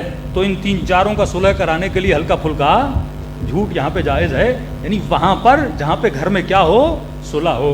دوسری جگہ جو معصوم نے فرمایا، ایک بیچارہ بندے خدا گیا معصوم کے پاس، کہ مولا بیوی کی اکثر شکایت رہتی ہے کہ تم مجھ سے پیار نہیں کرتے. تو امام نے کہا پیار کرو. کہ مولا سب کچھ دیتا ہوں اسے، اس کی ضرورتوں کو پورا کرتا ہوں، لیکن پھر بھی بولتی ہے، شکایت کرتی ہے کہ تم مجھ سے پیار نہیں کرتے. تو معصوم نے کہا آج تک تم نے اسے بولا ہے؟ بولا ہے. ایک مرتبہ پریکٹیکلی آپ کرتے، ایک مرتبہ بولتے ہو نا. کہ یہ جو بول ہوتے ہیں نا، الفاظ میں بڑی جان ہوتی ہے. آپ اہل بیت کی دعائیں پڑھو گے نا، سارا عشق جو اہل بیت خدا سے ظاہر کرتے ہیں. کبھی دعاؤں کے الفاظ کو پڑھو، مولائی یا مولائی، اے میرے مولا، اے میرے رب، اے رحمان، اے رحیم. خدا کس پیار سے اللہ سے باتیں کرتے ہیں اہل بیت. فرمایا بیوی کو تو لفظ بول دو کہ تم اس سے پیار کرتے ہو. کہنے لگا مولا سچ بات یہ اتنا پیار نہیں کرتا کہ بول دوں. تو فرمایا یہاں پہ جھوٹ بولنا جائز ہے. کسی کا دل رکھنے کے لیے بھی انسان، تو تیری بیوی ہے، کوئی غیر تو نہیں ہے. خدا نہ خواستہ کہیں باہر سے 2-3 کال آ جائے، وہاں تو انسان سو جھوٹ بولتا ہے نا محرموں کے ساتھ. کسی کو پھنسانے کے لیے، کسی کا جھوٹی کا دل رکھنے کے لیے آج کی نسلیں کتنا جھوٹ بول رہی ہیں. ماسو فرماتے تیرا حلال رشتہ ہے، اس کا دل رکھنے کے لیے بندہ کیا بول دے کہ ہم آپ سے پیار کرتے ہیں. ہم اپنے والدین کو کتنی بار بولتے ہیں ہم آپ سے پیار کرتے ہیں، کہتے ہیں میں شرماتا ہوں. بھائی حق میں شرمانا جائز نہیں ہے. یہ بھی ایک بہت بڑا سبجیکٹ ہے. کئی ایسی صفات ہیں جو خواتین کے لیے، کئی ایسی صفات ہیں جو مردوں کے لیے. میں نے 2-3 سال پہلے یہاں پڑھا تھا کہ اسلام آباد ہائی وے پہ ایک واقعہ ہوا تھا، اس پر بھی کافی خواتین کا میرے اوپر ریئیکشن آیا تھا کہ مولانا یہ کیوں بول رہے ہیں. کہ میں نے کہا معصوم فرماتے ہیں مرد کے لیے شجاع ہونا اچھا ہے، عورت کے لیے بہادر ہونا اچھا. کس کانسیپٹ میں؟ یہ بھی تو سنو نا. آپ جب کلی فتویٰ سنتے ہو آپ سوچو اگر معصوم کا کوئی کلام ہے تو اس میں حکمت ہے. مرد مثلا رات کے 1 بجے ہیں، آپ کو بھوک لگی ہے، بیٹے کو پیسے دو گے بیٹا جاؤ 2 کلومیٹر 3 کلومیٹر باہر ایک ریسٹورینٹ ہے، ہوٹل ہے، کھانا لاؤ. اب بیٹی بولے نہیں بابا میں جاتی ہوں. اب باپ بولے ہاں یہ بھی میری بہادر بیٹی ہے، بیٹی تو چلی جا. بیوقوف انسان ہوا نا. یہاں بہادری نہیں ہے. اللہ نے ہر کسی کا جسم اپنے حساب سے بنایا، ہر کسی کی ڈیمانڈ اپنے حساب سے. روڈ پہ پتھر پھینکو گے کوئی اٹھانے والا نہیں ہوگا. مرد جب رات کو نکلے پتھر کی مانند ہے، لیکن رات کو روڈ پہ ہیرا بھیجو گے، سونا بھیجو گے، اس کے چور بہت زیادہ ہے. عورت سمجھے کہ اللہ نے تیرے وجود میں کشش رکھی ہے، اللہ نے تمہارے وجود کی ڈیمانڈ بہت ہے. اور معاشرے میں حیوان صفت لوگ بہت ہیں. اب یہ بولا جائے مردوں کی تربیت، بھائی جب تک مرد تربیت یافتہ ہوں تب تک تمہارا کیا ہوگا؟ تمہارا تو کام ہے خود کو بچاؤ نا. اب یہ ایسے ہے کہ شیروں کو سمجھاؤ وہ شکار نہ کریں. کوئی شیر کا کام ہی شکار کرنا ہے، وہ درندہ صفت ہے. مرد کے اندر ایک صفت ہے جھانکا جھانکی، عورت کے اندر ایک صفت ہے دکھانا، تبرج کرنا. یہ اس کی نیچر میں. بچی 8 سال کی ہوتی ہے نا، وہ فوراً خود کو بنانا، سنوارنا، سنگھارنا شروع کر دیتی ہے. وہ لڑکے کرتے ہیں سر، آج کل کے سنا کرتے ہیں نا. یہ بائی نیچر مرد میں یہ چیز نہیں ہے، بائی نیچر نہیں ہے. لیکن عورتیں 8 سال، بچیاں آپ دیکھیں 8 سال کی ہوتی ہیں، میک اپ کی طرف اٹریکٹ ہوتی ہیں، سنگھار کی طرف. اب اسے حد و حدود سکھانی ہے. میری بیٹی اللہ نے تمہارے وجود میں اٹریکشن رکھا ہے، یہ وجود ہر کسی کے لیے نہیں ہے. اللہ نے محرم نامحرم کی حدود رکھی. تمہارا جتنا حسن ہے وہ شوہر کے لیے ہے، وہ غیر کے لیے نہیں ہے. تیرا خریدار ایک ہے، وہ تیرا شوہر ہے. ہر مرد تیرا خریدار نہیں ہے. تو نیلام ہونے والی چیز نہیں ہے، تو امانت الہی ہے. عورت جتنا جلدی خدا تک پہنچ رہی، مرد نہیں پہنچ پاتا، کیونکہ عورت میں ایموشنز اور عواطف مرد سے زیادہ ہیں. لیکن اگر یہ اپنے ایموشنز کو فالتو چیزوں پہ لگائے گی پھر اتنی جلدی گرتی ہے کہ مرد بھی نہیں گر پاتا. یعنی اس کا صعود بھی بڑا جلدی ہے اور نزول بھی بڑا جلدی ہے. دوسرا، معاشرے میں اتنی ذمہ داری مرد کی نہیں جتنی عورت کی ہے. عورت معاشرہ بناتی بھی ہے، عورت معاشرہ بگاڑتی بھی ہے. کیونکہ مرد مربی نہیں ہے، عورت مربی ہے. مرد کی ڈیوٹی تربیت دینا نہیں ہے، عورت کے اندر اللہ نے جذبہ رکھا ہے، اس کے اندر صبر ہے، اس کے اندر استقامت ہے، یہ تربیت دینے کی صلاحیت رکھتی ہے. مثلا آپ کے گھر میں بھی بچے ہوں گے، باپ سے بیٹا پوچھ لے، چھوٹا بیٹا، کہ بابا یہ کیا ہے؟ بیٹا یہ چڑیا ہے. اچھا. آدھے منٹ کے بعد بابا یہ کیا ہے؟ بیٹا یہ چڑیا ہے. پھر آ جائے بابا یہ کیا ہے، تیسری بار جواب نہیں دے گا، اسے بتائے گا کہ یہ کیا ہے. ہاں. لیکن یہی بچہ ماں سے 100 بار پوچھے، ماں غصے میں، اس کا جذبہ ایسا ہے. بچے رات کو روتے ہیں، باپ تنگ آ جاتا ہے. اس کا حوصلہ ہی نہیں ہے. صبح سے شام تک وہ کمانے جاتا ہے, لوگوں سے مغز ماری کرتا ہے. اس کی ڈیوٹی ہے وہ مال کمائے, رزق حلال کمائے اور ان کے لیے بہترین زندگی بنائے. عورت کی ذمہ داری ہے وہ تربیت کرے. آج ہماری بچیاں کیا پڑھ رہی ہیں؟ آج شادی کی ایج کیوں اتنی اوپر چلی گئی؟ یہ ویسٹرن مائنڈ سیٹ ہے, اسلامی مائنڈ سیٹ نہیں ہے. بچی بالغ ہو جائے, ایک نارمل ایج تک جب آتی ہے اس کی فوراً شادی کرواؤ. آج ہر گھر میں مسئلہ ہے. ہاں بیٹی آپ نے شادی کیوں نہیں کی؟ مولانا بیچلر کر رہی تھی. آپ مولانا ماسٹر, کس نے تجھے کہا تم بیچلر اور ماسٹر کرو؟ اب کو کہ مولانا آپ کے بچوں کے پڑھنے کے مخالف ہے. اسے وہ پڑھاؤ جو اس کی بچوں کی تربیت کے لیے کیا ہو, مفید ہو. اب ماسٹر کر کے گھر میں بیٹھ جائے, رشتے نہ ملے, فائدہ کیا؟ میں ایسی عورت کو بیچاری نے میسج, ڈاکٹر ہے بیچاری, شادی ہو گئی, مولانا شوہر ڈیلی مجھے مارتا ہے, ڈیلی اس کے منہ پہ نشان تھے, کالے کالے نشان. میں نے کہا آپ نے اس سے شادی کیوں کی؟ میری ایج بڑھ گئی تھی, کماتی بھی میں ہوں, فری میں میرے گھر میں بیٹھا ہوا ہے. اب کیونکہ شادی نہیں ہو رہی تھی, میں نے مجبوراً اس کے ساتھ کیا کر دی, شادی کر دی. ہر چیز کی ایک لمٹ ہوتی ہے, ہر وقت کی ایک ڈیمانڈ ہوتی ہے. جو باپ کی بہترین پرائورٹی ہے وہ اپنی بیٹی کے لیے بہترین رشتے کو کیا کرے, تلاش. شادی ہو جائے اس کے بعد اسے جو بھی پڑھنا ہے اپنی تربیت کے اعتبار سے اس چیز کو حاصل کرے. اصل جو تربیت دینی ہے, اس بچے کو میں نے عادل بنانا ہے, زاہد بنانا ہے, خادم بنانا ہے, اللہ کا صحیح بندہ بنانا ہے, یہ تربیت لینی ہے.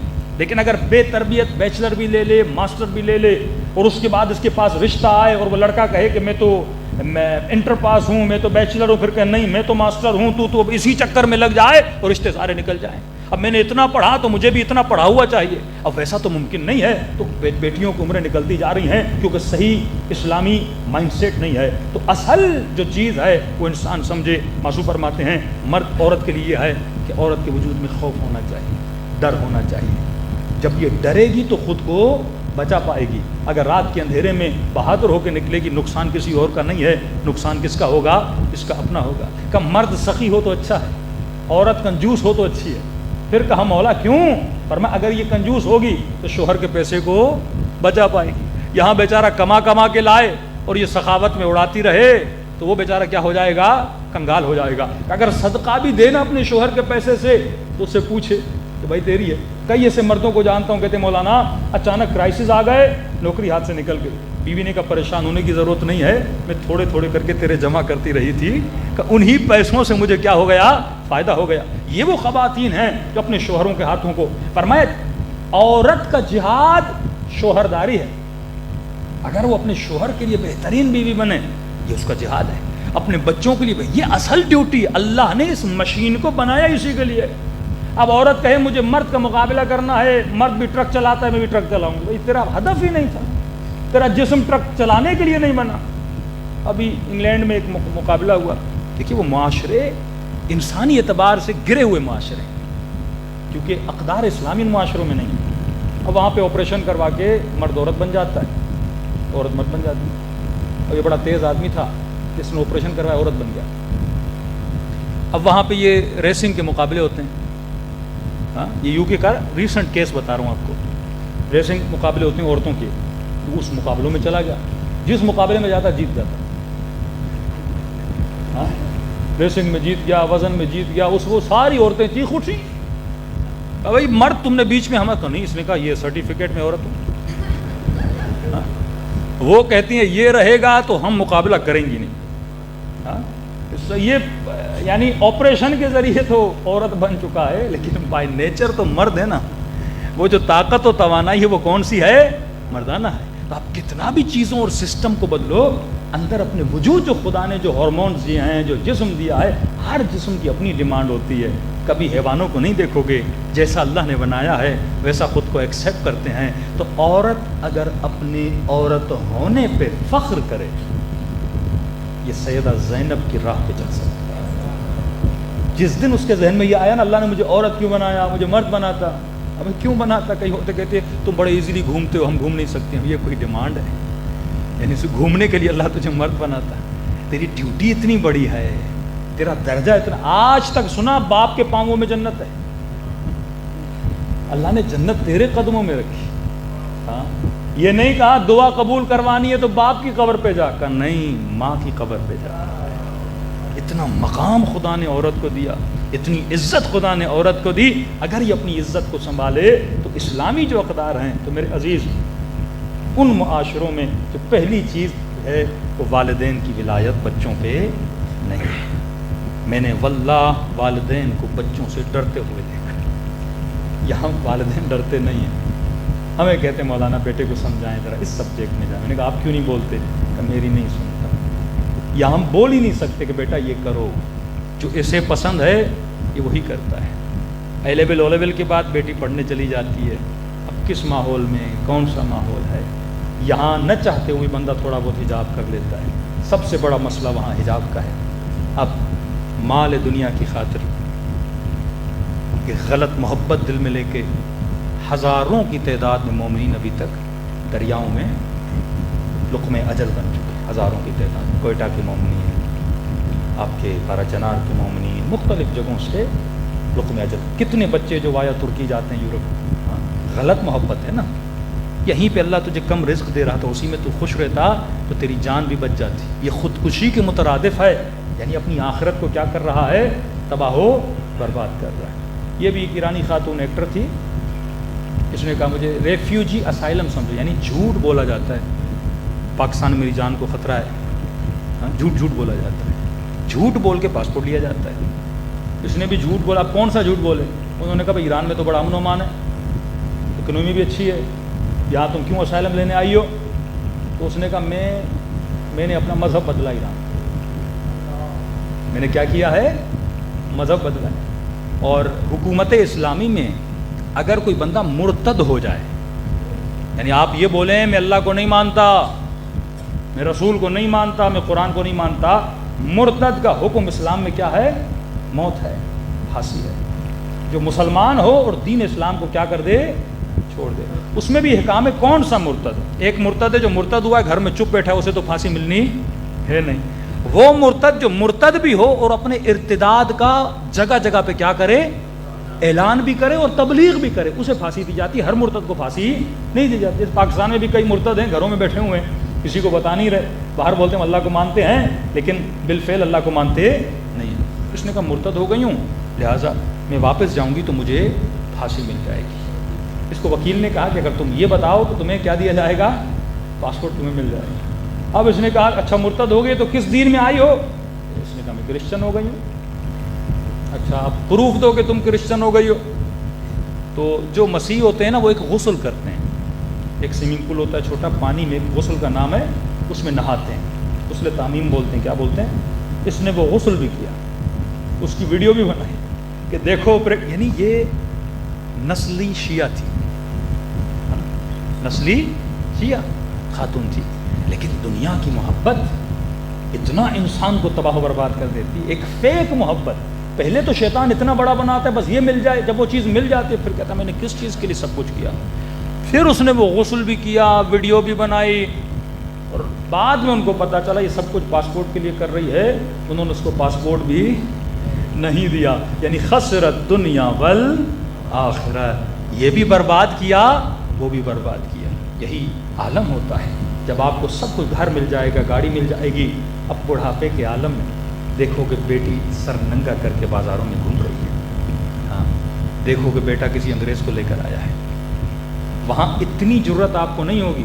ہاں جو نیک خاندان ہے وہ تو نیک ہیں، لیکن اتنی جرت نہیں ہوگی اگر آپ کا بیٹا دن دہاڑے آپ کے گھر میں کسی خاتون کے ساتھ ناجائز تعلق بنا کے اس کو گھر میں لاتا ہے. باپ اسے نکال نہیں سکتا گھر سے. پولیس کو فون کرے گا، آپ کو پہلے نکالا جائے گا، کیونکہ سسٹم جو ہے اس میں آپ کی ولایت نہیں ہے. یہاں کتنی بھی برائیاں ہوں لیکن آپ پاکستان کو بنا نہیں سکتے، لیکن کم از کم آپ کے گھر میں کس کی ولایت ہے؟ آپ کی اپنی ولایت ہے. وہاں آپ کے گھر میں بھی آپ کی ولایت نہیں ہے. تو ایک سلوشن آپ کو یہ دے رہا ہوں، جو جانا چاہتے ہیں، کام کرنا چاہتے ہیں، ایک سلوشن یہ ہے 6 مہینے جا کے کام کرو. جیسے لوگ سعودیہ میں مختلف ممالک میں کام کرتے ہیں، پھر پیسے یہاں پہ انویسٹ کرو، بچوں کو یہاں اچھا ماحول دو، اچھی کمائی بھی ہے وہاں پر، یہ بھی کر سکتے ہو. ایک مومن وہاں تھا، اس نے کہا مولانا میں اپنے بچوں کے لیے کیا کروں، اب تو آ گیا ہوں، سیٹل بھی ہو گیا ہوں. اور واقعی وہ پریشان تھا. کئی تو پریشان ہیں ہی نہیں، لیکن کئی اپنے بچوں کے لیے پریشان ہیں. تو ہم نے ان کو آفر دی. میں نے کہا آپ اپنے بچے کم از کم سال میں 3 مہینے 4 مہینے ایران لے جائیں، اچھے ماحول میں لے جائیں. اچھی جگہ پہ لے جائیں، ان کو وہاں پہ تعلیم دیں. انہوں نے کہا مولانا 4 مہینے نہیں، میرے بچے ابھی چھوٹے ہیں، کم از کم میں 3 سال کا پلان بنانا چاہتا ہوں، اپنے بچوں کو وہاں پہ شفٹ کرنا چاہتا ہوں. میں نے کہا پھر آپ کیا ہوگا؟ کہ میں آتا جاتا رہوں گا، کماتا رہوں گا، بیوی بھی راضی ہے، وہاں پہ میری امی بھی راضی ہے، وہ بھی ان کے ساتھ رہے گی. اس کے 2 بچے تھے، اس نے کم شفٹ کیے، کرائے کا گھر لیا، بہترین زندگی تھی، ایران سستا ہے، کماتا ڈالر میں تھا، خرچ تومان میں کرتا تھا، مزے کا مزہ لے رہا تھا. اور وہاں پہ آپ نوکرانی بھی نہیں رکھ سکتے، اور وہاں کماؤ، یہاں پہ نوکر بھی، یہاں پہ چاکر بھی. پیسہ وہاں کا، فائدہ تیرے ملک کا بھی ہوگا، فائدہ تیرے بچوں کا بھی ہوگا. اور ابھی تک ماشاءاللہ اس کو 8 مہینے ہو گئے، بچے وہاں پر ہیں، اتنا بچہ اس کا خوش ہے وہاں پہ، پرشین سیکھ چکا ہے، عربک سیکھ چکا ہے، انگلش پہلے سے جانتا ہے، یعنی ملٹیپل لینگویج بھی بچہ سیکھ گیا اور بچے کی تربیت بھی ہو گئی. ہاں یہاں دوسرا سولوشن یہ ہے جو ہمارے مومنین نہیں کرتے، جو کینیڈا میں ہیں یا US میں ہیں یا UK میں ہیں. آپ تب بچ سکتے ہو جب آپ کا سسٹم یہودیوں کی طرح ہو. یہودی الگ الگ نہیں رہتے، یہودی ان ملکوں میں بھی اپنی کمیونٹیز بناتے ہیں. مثلا جیسے بحریہ ٹاؤن ایک کمیونٹی ہے، اب ایک ایسی کمیونٹی جہاں پہ صرف جوز رہیں، ایک ایسی کمیونٹی جہاں پہ صرف شیعہ رہیں، تو کمیونٹی میں اگر بچے رہیں گے وہ پھر بھی بچ سکتے ہیں. لیکن جب الگ الگ رہتے ہیں، اسکول یہودیوں کے ہوتے ہیں، اسکول کرسچنس کے ہوتے ہیں، اسکول بھی آپ کا ہو، کمیونٹی بھی آپ کی ہو، گیدرنگ بھی آپ کی ہو، انوائرمنٹ بھی آپ کی ہو، تب جا کے آپ بچ سکتے ہو. کینیڈا میں کئی ایسے شہر ہیں جہاں سکھوں نے وہ شہر سمجھو خرید ہی لیے ہیں، پورے شہر میں سکھ ہیں. جب آپ چلو گے تو آپ کو لگے گا میں سکھوں کے ملک میں آ گیا ہوں، انگریزوں کے ملک میں نہیں ہوں. تو کچھ لوگوں نے وہاں پہ اپنی تہذیبوں کو ایسے بچایا ہے، لیکن بہت زیادہ مشکل ہے. تو اصل بات کرنے کا مقصد یہ ہے کہ اللہ کی سب سے بڑی جو امانت ہے وہ تمہارے بچے ہیں. وہ چاہے یورپ میں ہو، وہ چاہے پاکستان میں ہو، اپنے بچوں کے دین اور ایمان کو بچاؤ. اگر تم نے ایک بچے کو صالح کر دیا، مرنے کے بعد تیرا نام اعمال بند نہیں ہوگا. جب تک یہ بچہ حسین حسین کرتا رہے گا، جب تک یہ نمازیں پڑھتا رہے گا، جب تک یہ زیارت حسین کرتا رہے گا، ثواب تجھے ملتا رہے گا. لیکن اگر تم نے بچے اور اولاد کی صحیح تربیت نہیں کی، تیرے مرنے کے بعد اگر یہ زنا بھی کرے گا، اس کا گناہ کسے ملے گا؟ تجھے ملے گا. شراب بھی پیے گا، گناہ کسے ملے گا؟ تجھے ملے گا. تربیت کا میدان کربلا کا میدان ہے. کتنی تربیت کی ہے امام حسن نے اپنے لال کی، کتنی تربیت کی امام حسین نبی اکبر کی. سوچ سکتا ہے بندہ ایسا جملہ جناب قاسم نے بولا کہ آج تک نسلیں پریشان ہیں. 14 سال کا بچہ ایسا جملہ بولے، 13 سال کا بچہ ایسا جملہ بولے. اور سوال حسین کر رہے ہیں کہ قاسم کیف عندک الموت، تیرے لیے موت کیسی ہے؟ کہتے ہیں سارے خیموں میں خاموشی تھی کہ دیکھیں 13 سال کا بچہ جواب کیا دیتا ہے. کتنی ایج ہوتی ہے 13 سال، داڑھی ابھی نہیں آئی، مونچھیں ابھی نہیں آئی، نازک بدن ہے.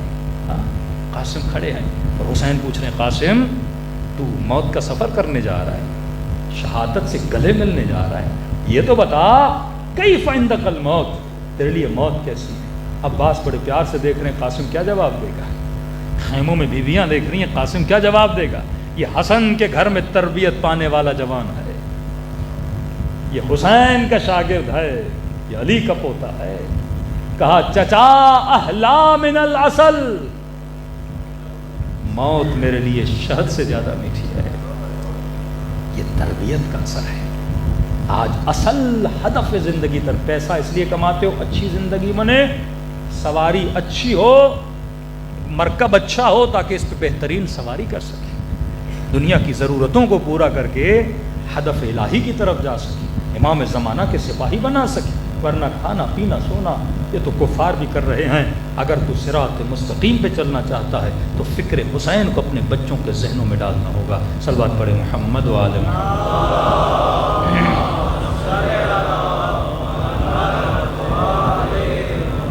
وقت بہت ہو چکا، دلوں کو کربلا کی طرف روانہ کریں اور دعا کریں کہ خدا ان آنسوؤں کے صدقے میں ہمارے ذہنوں کو بیدار کرے. السلام علی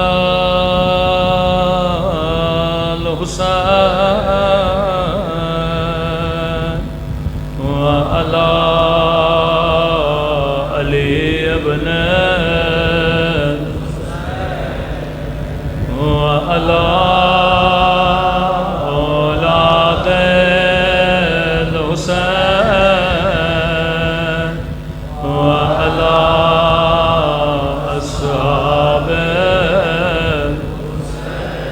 سب مل کے السلام علی الحسین و علی علی ابن الحسین و علی اولاد و علی اصحاب سب مل کے السلام علی الحسین و علی علی ابن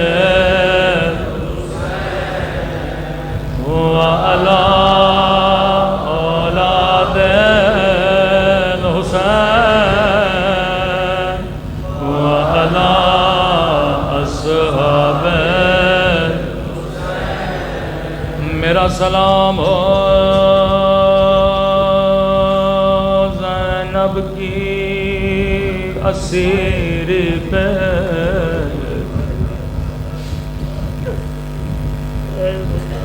یہ دن سکینہ کی اسیر کے دن اے خدا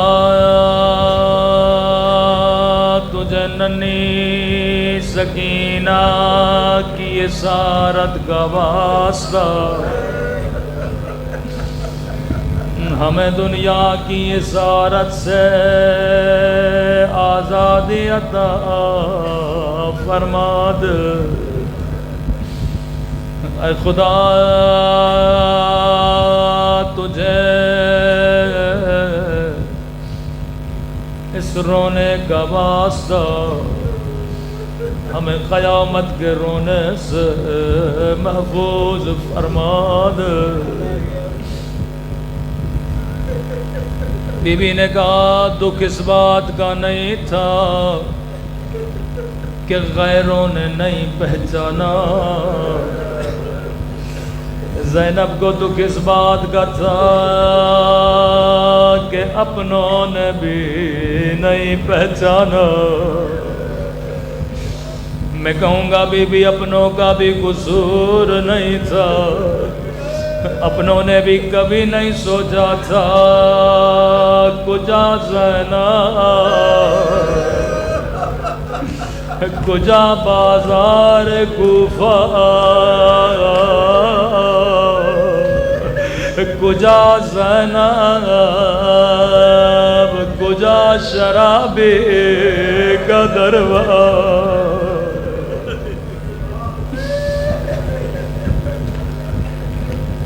ایک یتیمہ بچی تھی جسے بچپن سے حسین گھر لے کر آئے جسے قرآن بی بی زینب نے پڑھایا حجاب بی بی زینب نے سکھایا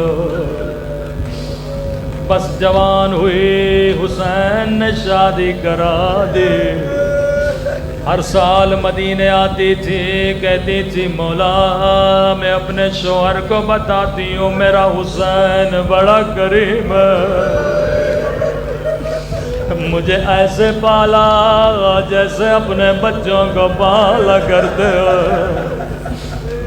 مولا ہر سال جب آتی ہوں مجھ سے پوچھتا ہے کب اپنے مولا کو دعوت دو گے کب تیرا مولا گھر آئے گا میں بڑے بڑے سفرے لگاؤں گا امام حسین کا بڑا پیار آیا فرمایا شیریں ہم آئیں گے لیکن تو پہچان نہ سکو گے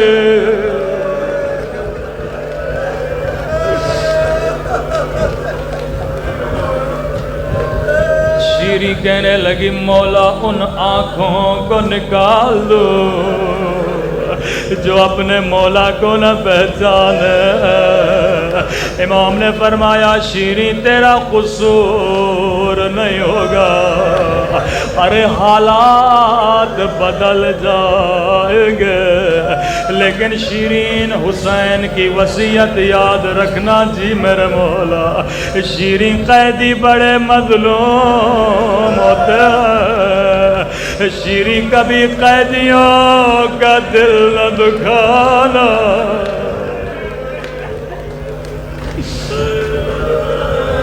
شیریں کی سمجھ میں کچھ بھی نہیں آیا، جو مولا نے کہا تھا وہ سچ ثابت ہوا، حالات بدل گئے، زینب قیدی بن گئے، قافلہ بازار سے گزرا، شیریں کا شوہر بازار سے گزر رہا تھا، اس کی نگاہ 4 سالہ بچی پہ پڑ گئے، زخمی کانوں پہ پڑ گئے، یہ روتا ہوا گھر گیا، کہا شیریں تو نے کہا تھا تیرے مولا کی وصیت ہے قیدیوں کا خیال رکھنا، او شیریں میری زندگی گزر گئے، میں نے کبھی 4 سالہ قید نہیں دیکھے، کہ جلدی کرو قیدیوں کو گھر بلاؤ۔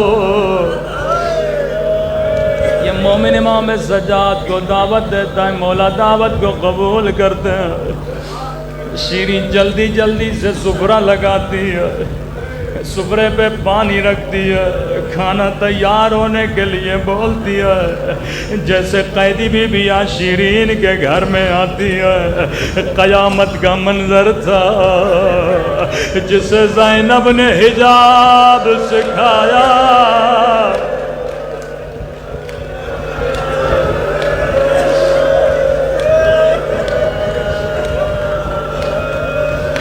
شیریں نے قیدی بیویوں کو سفروں پہ بیٹھنے کے لیے بولا، کہتی ہے قیدی بیویوں جتنا پانی پینا ہے پی لو، جتنا کھانا کھانا ہے کھا لو، میرے مولا کی وصیت ہے۔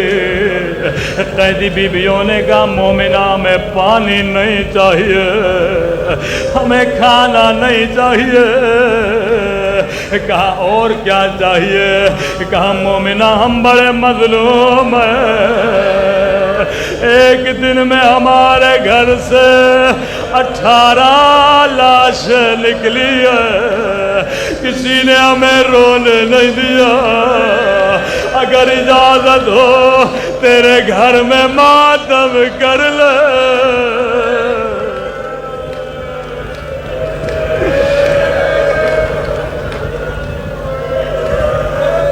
قیدی بیویوں میں تیرا دل توڑنا نہیں چاہتے، جتنا رونا ہے رو لو، جتنا ماتم کرنا ہے کر لو۔ یہاں قیدی بیویوں نے حلقہ بنایا، ایک مرتبہ قیدی بیوی اٹھی، بڑا درد بھرا بن کیا، رو کے کہنے لگی اے عباد کے پیاس بھیا، اے عباد کے غریب الوطن بھیا۔ عباس کا نام سننا تھا، شیریں نے کہا قیدی بی بی چپ ہو جا، یہ تو میرے مولا کے بھائی کا نام ہے۔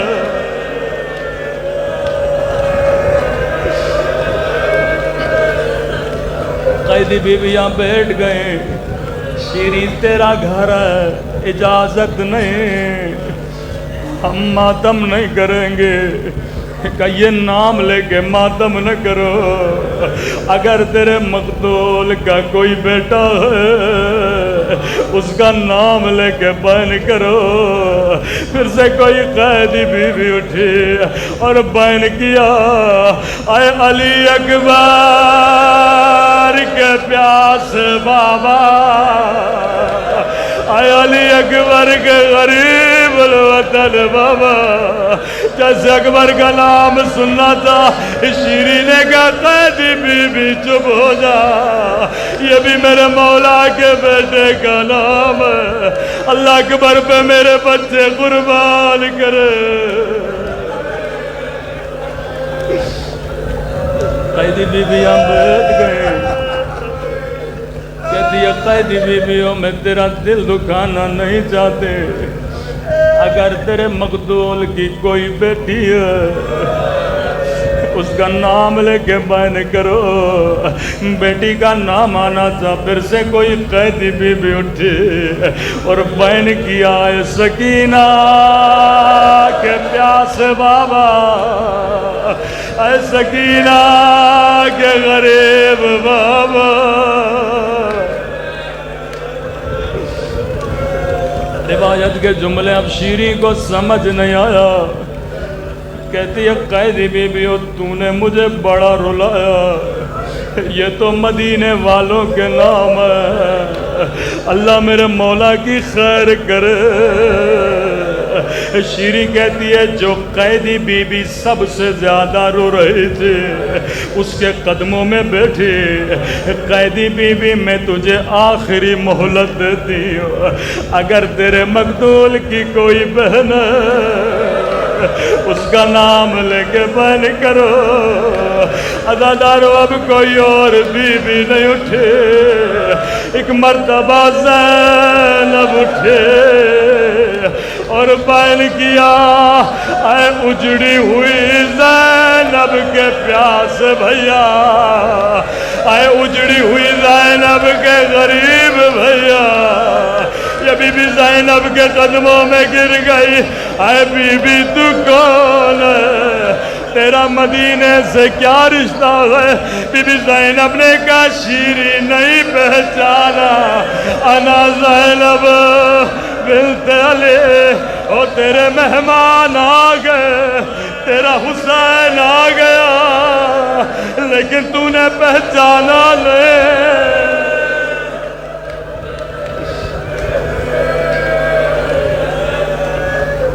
الا لعنت اللہ علی القوم الظالمین. پروردگار اس لٹے ہوئے قافلے کا باس ہمارے امام زمانہ کا ظہور فرما, ہم سب کو مولا کے آباؤں و انصار میں شریک فرما. ربنا تقبل منا انک انت السمیع الدعاء.